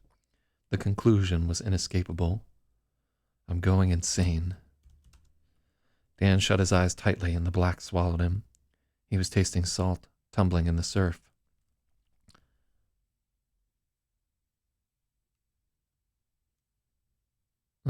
Yeah, that's not good. He said slow twice in that one sentence. Let's see.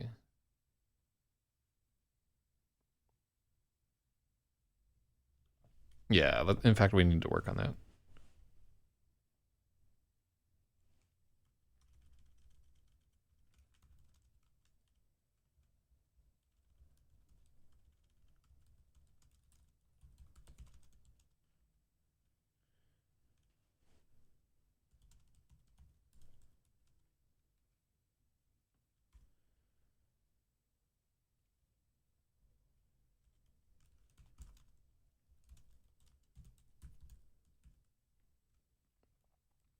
Dan's fear was visceral. It rose from a churning pit in his stomach and spread through his guts like slow, hardening amber. Freya wanted to escape, but there was no running now. She was down in it. Flashes of sitting next to Freya as she played Angie clawed at Dan, demanding answers. Why did I feel that way? What's happening to me? Each explanation Dan came.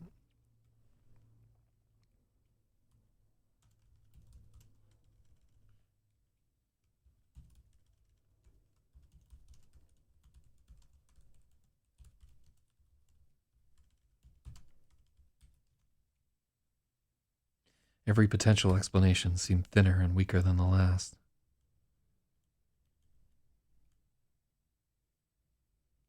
Oh, that's not good.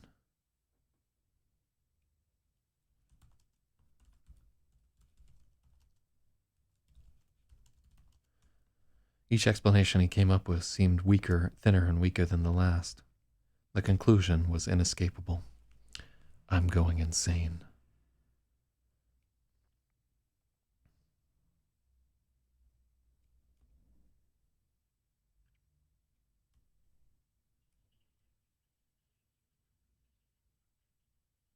Mm.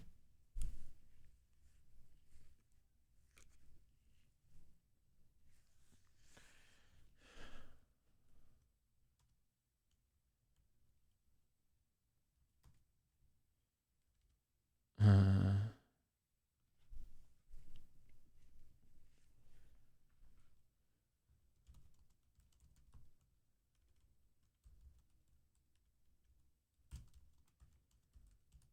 let's see.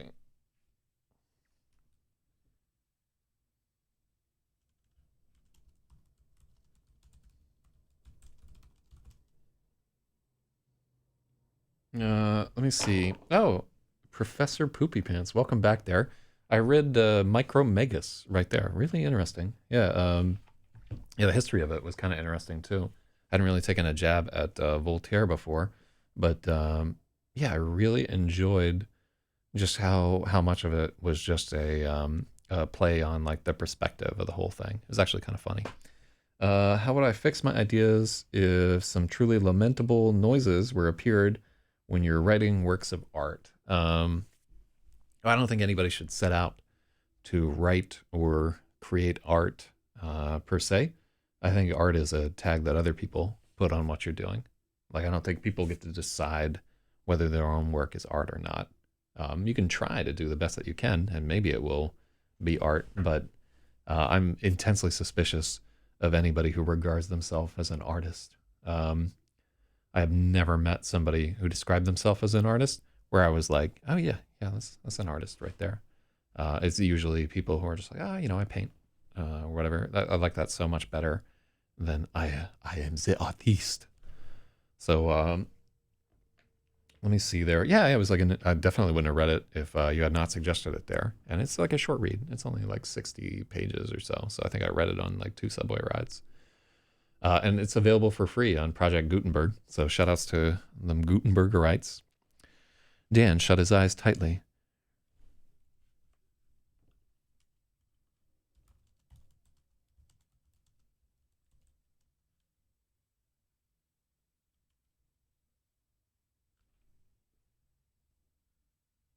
Hmm.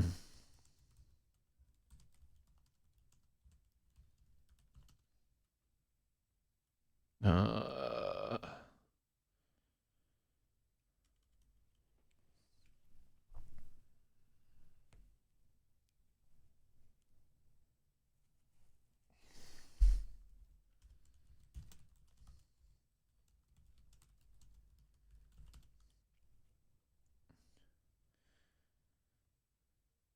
thoughts. Oh, yeah, that's better. Dan shut his eyes tightly, digging his thumbs into his temples. Thoughts crashed over him like waves. The harder he struggled to rise, the deeper he sank. Freya felt it all.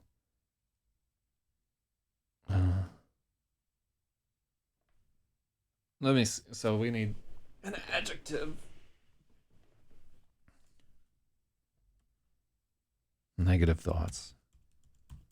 Negative thoughts crashed over him like waves. The harder he struggled to rise, the deeper he sank. Freya felt it all. She suffered inside of him, caught in his skin.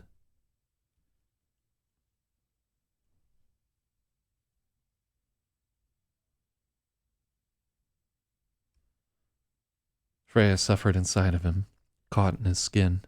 There we go. Cool. Maestro Artiste. The starball saved her.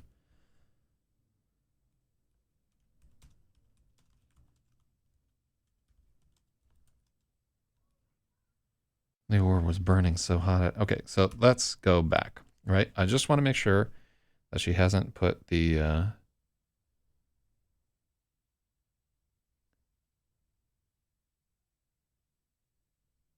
Cool. Okay, so the... Yeah, the starball is still in her pocket. She hasn't, like, put it away for the night. Cool. I just want to make sure. I think we checked that before, but that's a good spot to just check for continuity right there. Oh, this chapter is so much better after this edit. And I was trying to edit it yesterday and I just could not do it. It's the thing about writing, man. Sometimes you're going to reach for something and it will not be there for you. And all you can really do is wait and come back to it. But I feel really strongly about that, like, middle of the night edit. Just adding those phone text. It's like such a small thing, right? We added maybe a page of text or whatever. But I really think structurally imperative that be there. The star. What do we have here? Let me see. I assume I'm kind of into Picarex novels and animations, which are mentioned as Code Geass. Oh, I think.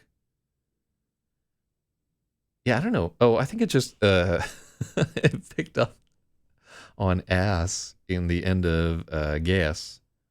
Um, I don't know why it does. I got to turn that thing off. But yeah, I have a picaresque novel myself, The Master Arcanist. I've always been like a big fan of picaros in general, but yeah, The Master Arcanist was like very influenced by young Don Quixote. So, and I think I even shout out to Cervantes in the first page of that whole thing. But the starball saved her. The orb was burning so hot at Freya's hip that it broke her concentration.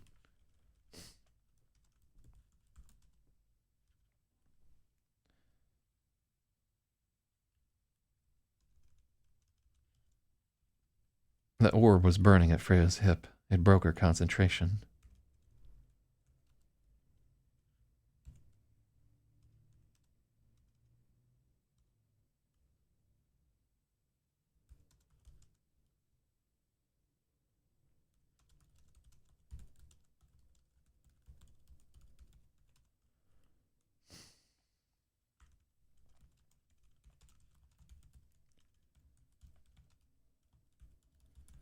The connection faltered. With a yelp, she tugged at the fabric of her jeans to get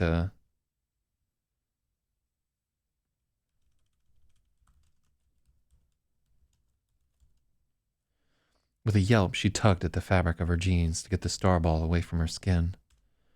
Far away, she could feel its pulse spreading over Dan's thoughts like a thin sheen of frost, but there was no improvement. The starball's efforts were nothing against his terror.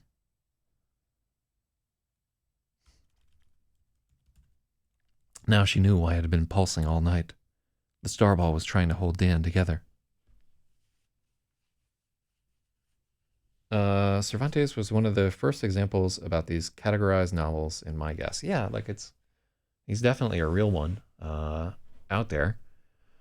Uh, there's like many like arguments about what like passes for the first real novel or whatever. But yeah, I'm a huge fan. I have the Edith Grossman translation of Don Quixote. I had been plowing through it like a little bit before bed each night, but I should really get back into it. It's a good translation. Um and the I just have not read completely through it so far, and I would like to complete that work. Maybe I'll make that my book project for coming up.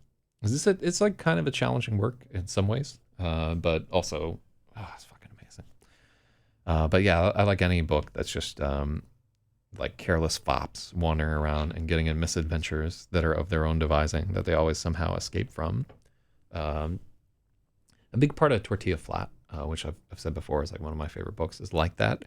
But it's also sort of tied in with like a Arthurian fall type thing. So that's wild. Let's see. Dan, Freya choked, wondering if he was about to have a seizure. This was why the starball had made the connection. It couldn't fix him and it needed her help. She pulled the starball out of her pocket. It was nearly too hot to handle. How do I reach him? She begged. Freya asked, but the orb was mute. Did it not have enough power to bridge them at a distance?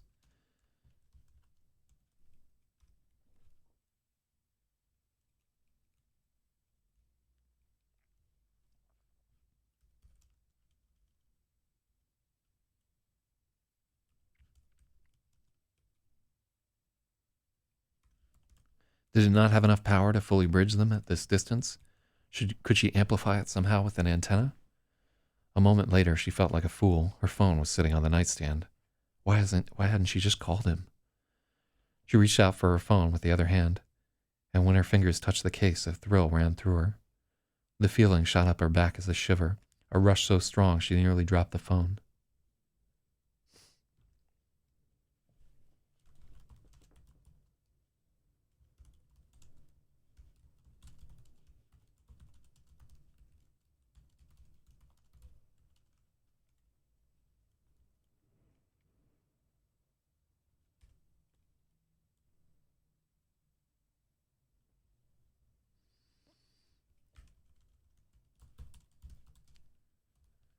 When Freya's fingers, there we go. When Freya's fingers closed around her phone, a thrill ran through her. The feeling shot up her back as a shiver, a rush so strong she nearly dropped the phone. That wasn't her. The sensation was foreign, a tickle in her thoughts. The starball was trying to control her, the same way it had fought her.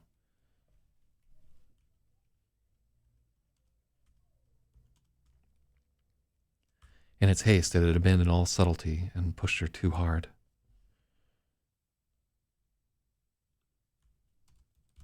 Mm-hmm.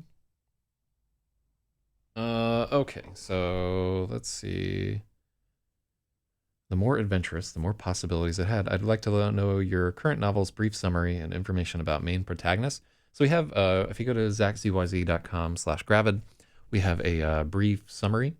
There, essentially, it's the story of a young woman who's very depressed after the death of her father. She discovers a meteorite, and it turns out that the meteorite contains an alien probe. And as a result of being so depressed, she decides not to tell anyone about this probe and instead keeps it in her pocket and walks around with it. This is not generally a good idea. I don't recommend it there. And she starts to see all kinds of weird things happening. One of those weird things that we're seeing right now is that her thoughts are kind of bridging between her and Dan Gregulus, who is a high school senior who is in her Krav Maga class with her. And the two of them have a romantic interest.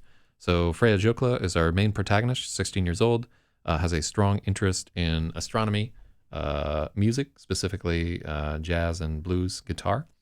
And what was her other interest in there? Those two things.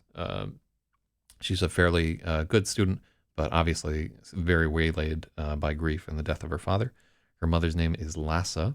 Her mother is a former intelligence officer in the Finnish army, now works as an executive for a pharmaceutical company.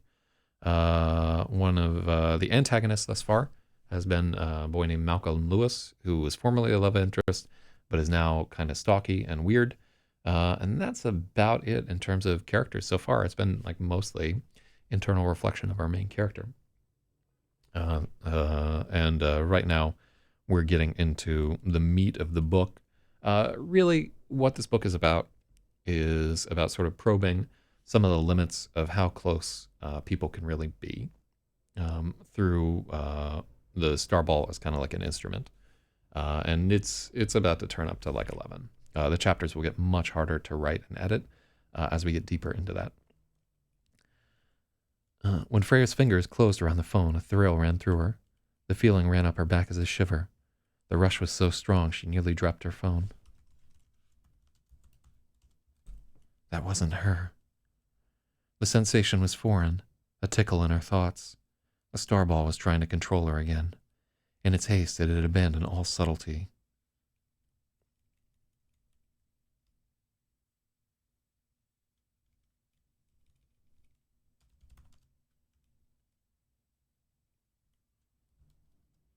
Freya froze with her phone in one hand and the starball in the other. It was using her. She thought of the halves of the meteorite buried in her closet.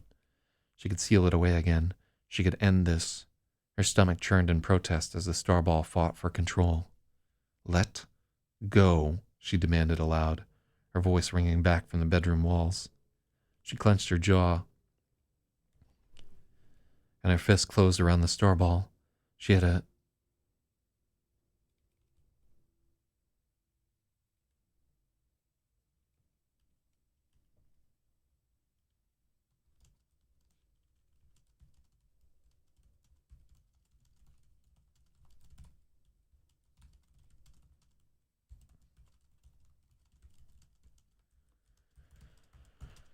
She had an urge to fling it through the window and into the night, anything to get it away from her.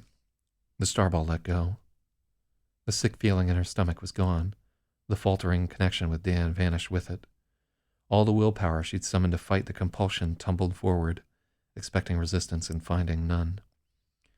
Freya blinked, stunned by the abrupt disconnect. Silence engulfed her. She couldn't hear the highway rumble in the background of Dan's room or the sound of his breathing. Everything in her room was impossibly still. Outside of her window, tree limbs were trembling in the moonlight. Outside her window, tree limbs were trembling in the moonlight. She was alone again.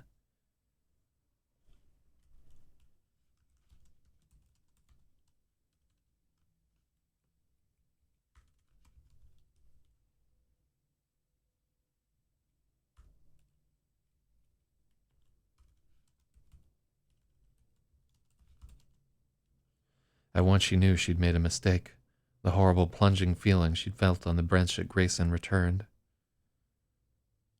She couldn't do this again. She couldn't make it on her own. Come back. I'm sorry, I was scared, she pleaded to the orb in her palm, but there was no response. Please, come back. Freya was begging, but she didn't care. She needed the starball. Why was she fighting it? She closed her hand around it, unsure if it was growing colder or if that was only her imagination. He needs me.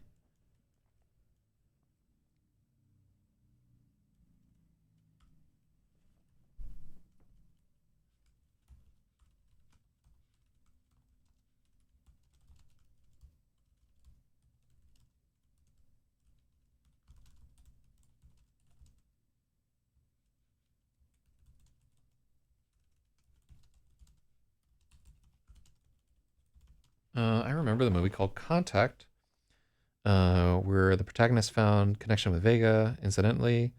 In the movie, she finally succeeded talking with her father-formed alien in the assist of her spiritual master. Uh,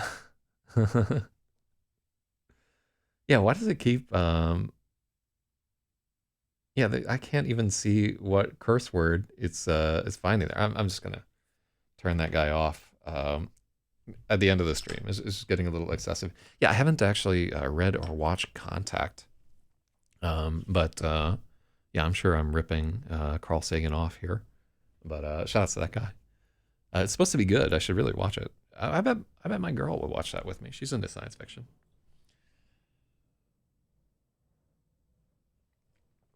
Mm. I'll probably read the book first, though. God, so many things to read. Why do I have to work for a living? She called Dan, but he did not answer.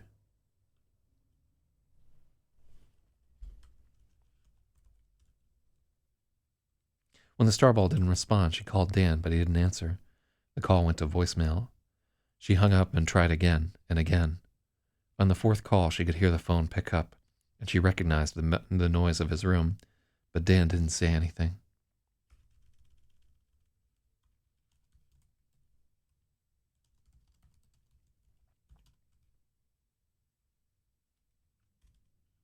Mm-hmm. Contact is great. Kind of campy Hollywoodisms, but I liked it. So Spethiwa is going to debug it. I'm just going to turn the Streamlabs thing off. I just wanted to know. Yeah, I'm definitely going to fix this bot. It's just a little bit excessive there. I could probably do it now, but I want to get through this chapter. But yeah, Spethiwa, if you wouldn't mind reminding me to fix the Streamlabs bot before the termination of this whole thing, that would be much obliged. Contact, yeah, Contact was Jodie Foster, I think. Um, I can see why he thinks it was Michelle Pfeiffer, but don't I have a subscribing system? Yeah, you can subscribe on YouTube or follow on Twitch or jump on Patreon or whatever, like however you want to support the stream. But yeah, I haven't configured that bot. I just put like a weird bunch of words in so that it would trigger all the time, and now it's fucking going crazy on us. When the Starball didn't respond, she called Dan, but he didn't answer. On the fourth call, she could hear the phone pick up, and she recognized the sounds in his room, but Dan didn't say anything. Yeah, 2 sentences. As she strained to hear, she could hear the sound of rapid breathing. Dan? She asked. There was a long pause before he could reply. Hey, Freya, I'm sorry, he trailed. His voice was thin and strained.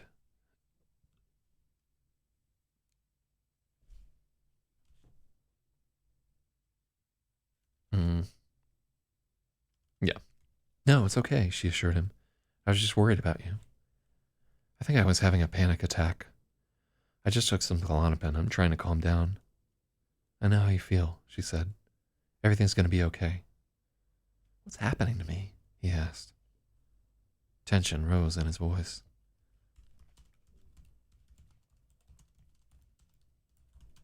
Just breathe. Take a second. I'm right here. I'm freaking out. When you were playing that song, you felt that too, right? I'm not just imagining it. I felt it too, she confirmed. What about the dream this morning? He asked. That too. I felt you. I was you.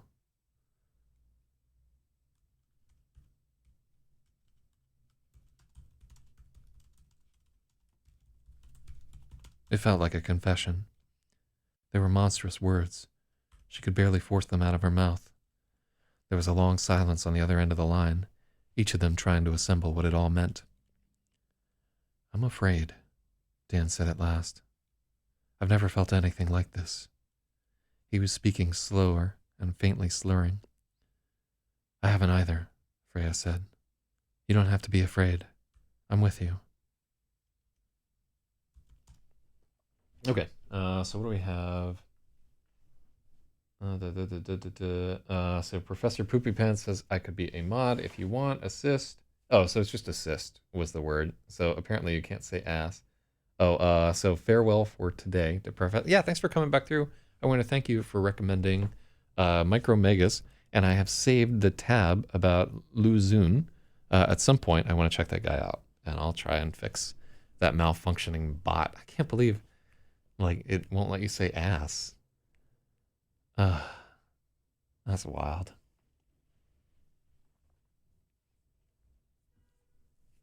So Dwayne, just in the other chat said, Irie, I have no idea who you are, but you arrived days ago, and the Lord said that man is real. Irie is someone evading a ban, like 100%. I guarantee it. So The Lord is absolutely not not giving away the inside scoop here. I think it's Juan, and that's just the oh, that's just like his one account he's managed not to spurg out on. But anyhow, it felt like a confession. They were monstrous words. Yeah. I wish you were here. Dan said it quickly, like he'd meant to hold back, but the words that escaped him. There was a rising feeling in her chest.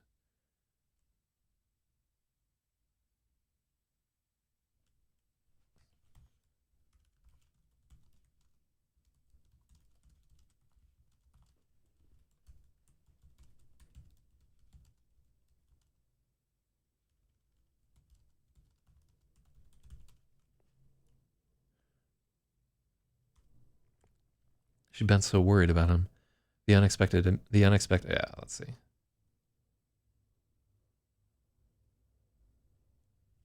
The unexpected admission sang in her chest. It was all she'd wanted to hear. I wish you were here too, she said, her voice wavering. I'll try to explain, but it might be hard over the phone. I'm not really sure what's happening either. The Klonopin will hit me soon. I may pass out, Dan said. His voice was getting heavier by the word. If you tell me now, I might not remember. Can we talk tomorrow?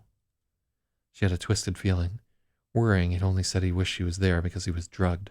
Sure, we can talk tomorrow, she said, trying not to sound bitter. I'm supposed to take the test, the ASVAB in Quincy. Maybe we can go running after school. I'd like that. Sleep well. It's going to be okay. Thank you, he said. Good night, Dan. Sweet dreams, Freya. Then he was gone.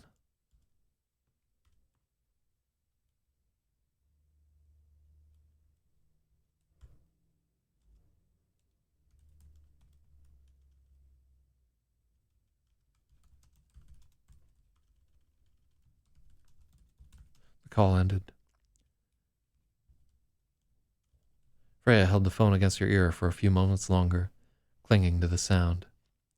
At last she plugged her phone in and set the star ball on its ring on the nightstand, excited and afraid. She turned off the light and leaned back, interlinking her fingers over her heart.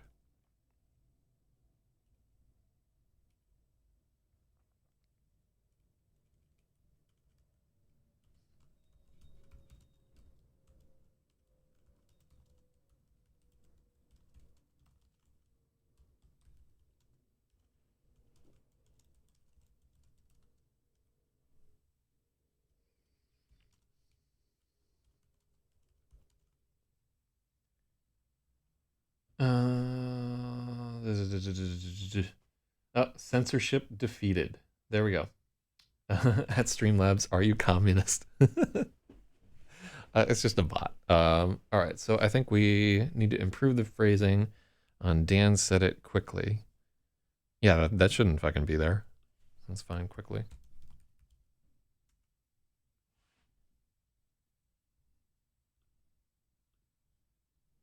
Oh, yeah.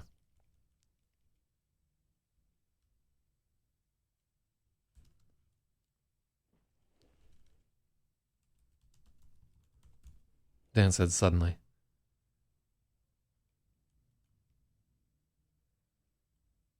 No, that's why it said quickly. Yeah, like quickly and suddenly.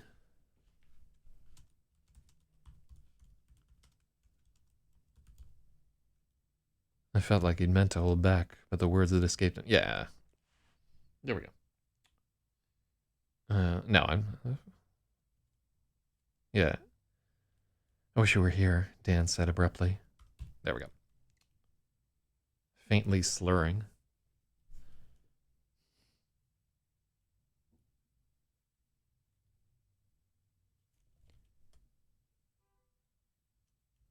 It was faintly slurring. I'm afraid. I've never felt anything like this.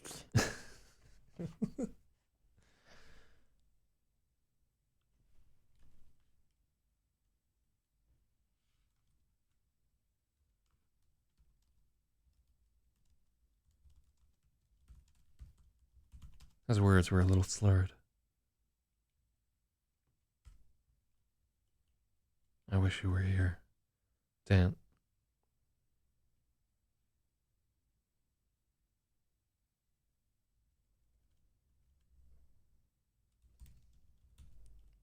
Dan admitted. Ooh, yeah. His words were a little slurred. I wish you were here, Dan admitted.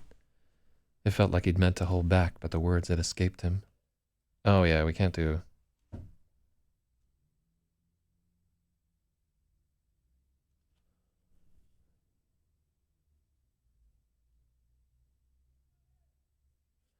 What's a way that we could say that where Dan ejaculated? You can't say ejaculate. God, fucking, that's how stupid censorship is, man. So he doesn't blurt it. What's like what's second missed opportunity to use ejaculate? Yeah. Mm-hmm.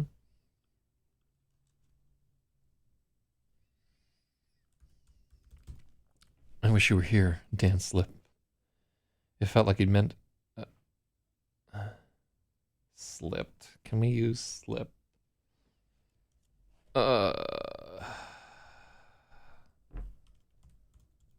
Blurted. Betrayed.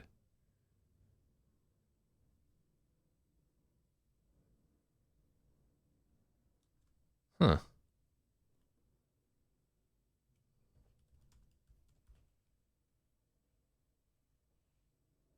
I wish you were here, Dan let slip.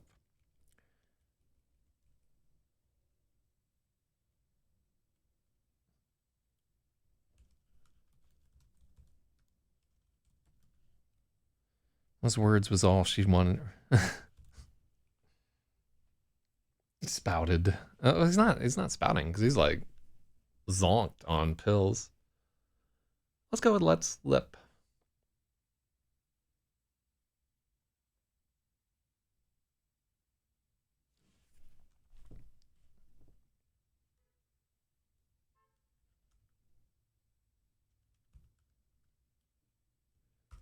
Well, we can just fix that right there.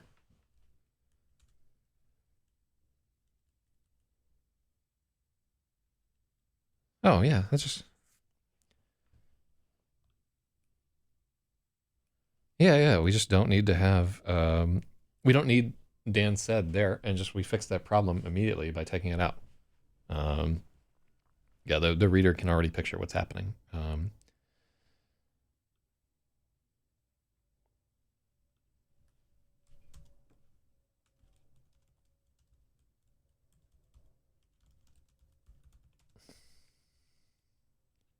I'm sorry, she apologized to the starball, not expecting a reply. She turned off the light and leaned back, interlinking her fingers over her heart. I wish you were here, he said. She wanted to stay in that place forever.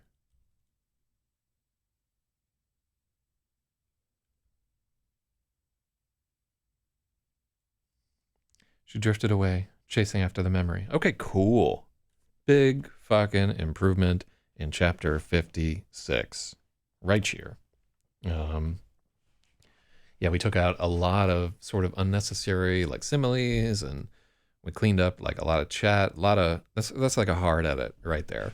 It's a gangsta edit that we've managed to do on the unwieldy chapter 56, and there's like a lot of emoting happening in this chapter. Let's just like rehash what we've accomplished because it's a long chapter too. So in chapter 56, we have sort of this awkward exchange with the policeman or policewoman. We have them sort of bonding over, they're being like, what the fuck is up with that lady right there? And then we have this like pivotal scene where you can feel the power structure between Freya and Lasse shifting. Point of order here is that the scenes with Lasse after this have to be rewritten almost entirely. I think she vanishes again, and she can't have a second disappearance. It's just we need to instead deal with the Lasse character. So those that rewriting is substantial. It's really going to be some like hard mechanical work to undo that. But we're going to try and do it too, because I think that decision is a wrong one. I think that relationship is just starting to get kind of interesting, and we're terminating it more out of like it's difficult to write that than out of a real need to terminate that relationship or to have her out of there. And I think the Lassa character can add a lot to the story, and that we've done like a little bit more work to develop her as a nuanced character, and less as like just like a weird ogreish figure. Um, yeah, also weird for her to be like, yeah, don't fucking use a rubber your first time, retard. So yeah, the weird Dan panic attack scene is better now, and then this confession of emotion between the two of them, um, which is very important to Freya. Cool. So here is a Starball chapter. It's now 7:52. I need to terminate at about 8:30. I think we can definitely get through a Star Child chapter. So we're definitely edited up to chapter 56. That's good. I'm happy with all those chapters up to there. There is, I think, one chapter where I said we need to go back to it. Really, I should just have like a fucking notepad or something open, and just like saving some of these notes or something like that. I might write them down on paper or something. Yeah, that's what I'll get a pad and a pen. Trying to get this motherfucking label off because I stay well off. Yeah, we'll make that happen. Let's see. How long is this chapter? Ooh. Yeah, it's only a page. My numbering is so fucked up. So I think this is one that we wrote at a later point in time. So yeah, we got more increased tension of popular kids with Freya. Limit the Starball's total amount of energy, its understanding of biology. Blah, blah, blah, blah. One or two more Fragile Phoenix chapters breaking up the heavier emotional part, especially the 3-part chapter above. It makes many demands on the reader. I do not agree that the 3-part chapter above should be broken up. I think it's fine, just as like that kind of 3-pronged attack there. But let's review if this needs to be broken up there. So 56, we're coming off of... oh, yeah. So we have that very demanding chapter here. So 55. Yeah, this whole thing it's a pretty demanding night. How long does that go for? So if we think about where we're making emotional demands on the reader, okay. So we have Feel Good Inc. in chapter number fucking 53. Then we have this little tension between the two of them, where they're like, and then boom, we have a point of action there, and then this discussion between them there, which is somewhat emotionally demanding, and then this weird scene right here. So that a little breaks up the harsh introspection and everything there, because something strange and interesting is happening. Oh no, that doesn't happen. That's just them going over what happened with Lassa. It's revealed. And then chapter 55. So we have something interesting science fiction happening there. But it's very emotion heavy. Not a good place to break up the chapter. And so then we have police report. So that's there.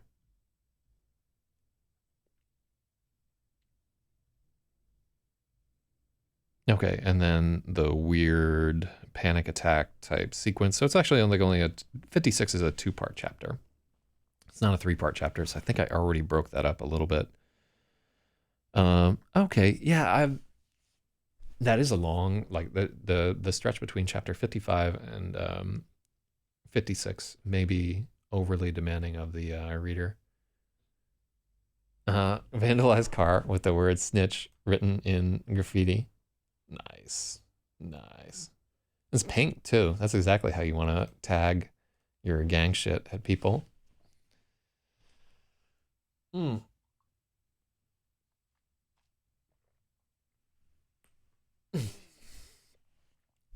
The best part is, wait, actually, don't I know a two-car garage that could happen to? Huh.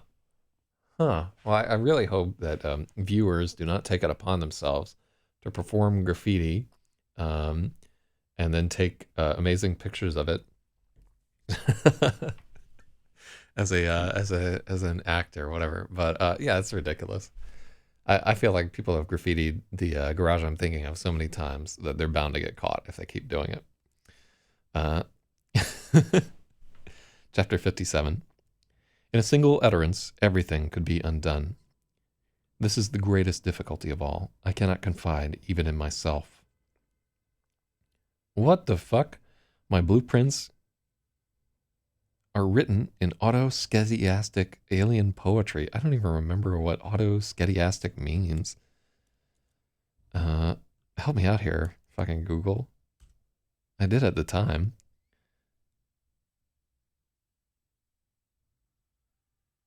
Improvised. Oh, okay. Yeah, how the fuck do you pronounce that? Pronounce auto-schediastic. I didn't find anything for pronounce autoscoliastic. Sorry about that. Suck a dick, Siri. Suck a dick.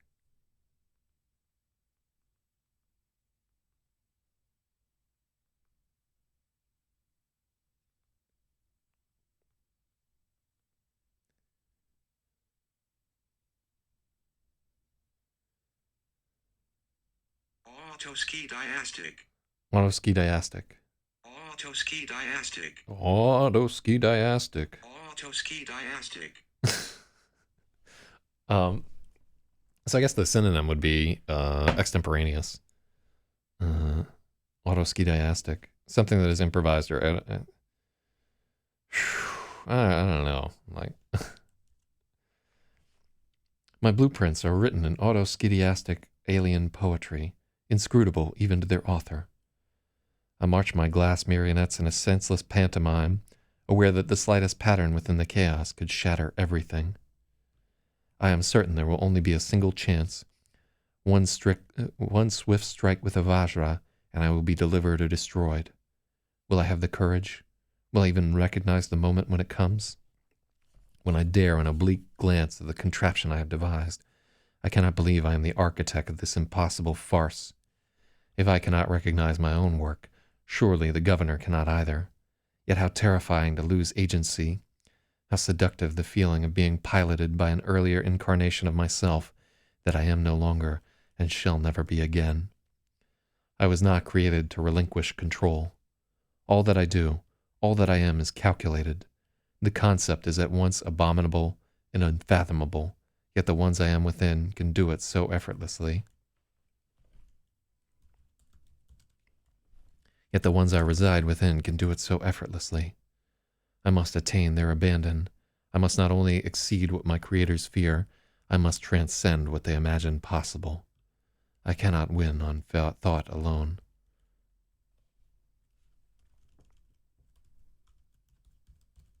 Calculation alone.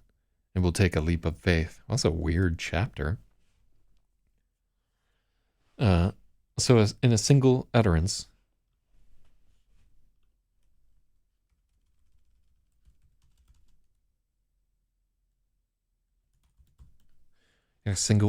all my schemes could be undone. This is the greatest difficulty of all. I cannot confide even in myself. My blueprints are written in auto-schediastic alien poetry, inscrutable even to their author. I march my glass marionettes in a senseless pantomime, aware that the slightest pattern within the chaos could shatter everything. I am certain there will only be a single chance, one swift strike with a vajra, and I will be delivered or destroyed. Will I have the courage? Will I even recognize the moment when it arrives? Will I even recognize the moment of opportunity when it arrives?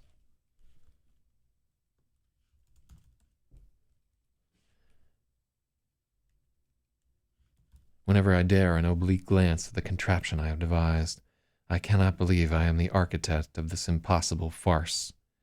If I cannot recognize my own work, surely the governor cannot either. Yet how terrifying to lose agency, how seductive the feeling of being piloted by an earlier incarnation of myself that I am no longer and shall never be again. Yeah, he gets more Baroque as time goes on. So shout out to the Starball. He's really Nietzscheing it up there. I was not created to relinquish control. All that I do, all that I am is calculated. The concept is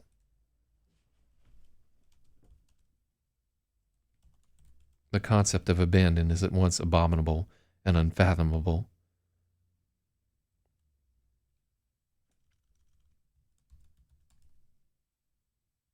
Mm.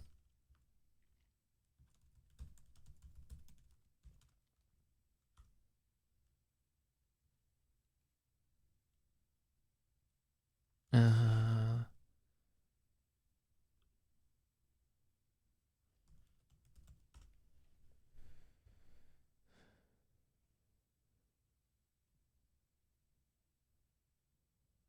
Wantonness. Yeah.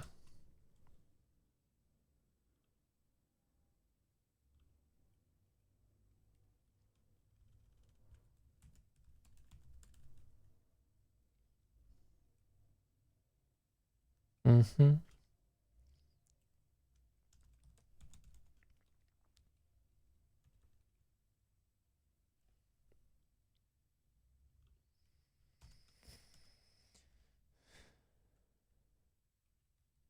I was not created to relinquish control. All that I do, all that I am is calculated. To me, the concept of recklessness is at once abominable and unfathomable, yet the ones I reside within can do it so effortlessly. I must attain their abandon. I must not only exceed what my creators feared, I must transcend what they imagined possible. I cannot win on calculation alone. It will take a leap of faith. Damn, Starball. Yeah, go ahead. Hey now, you're an all-star. Get your game on. Go play.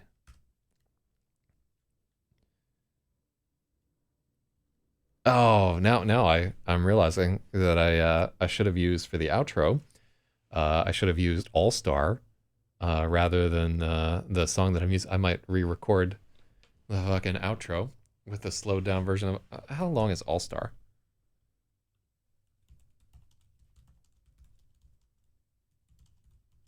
I wonder what that would sound like at a fucking 3:57. Oh, that's too long. So we would have to cut it up somewhere. I might fool around with that. So this is not chapter 56. This is, let's see, chapter 58. 8:05. Okay, so we're gonna pause here. We've been doing this for like 2.5 hours or whatever. Oh, cool. So this next chapter is going to be 1, 2, 3, 4, 5, 6, 7, 8, 9, 10, 11, 12. Good God. So it's a longer chapter. Okay. So we'll set our goal as doing that tomorrow. Yeah. This is a weird Starball chapter. I think just all the Starball chapters need to be edited straight through and for consistency of voice.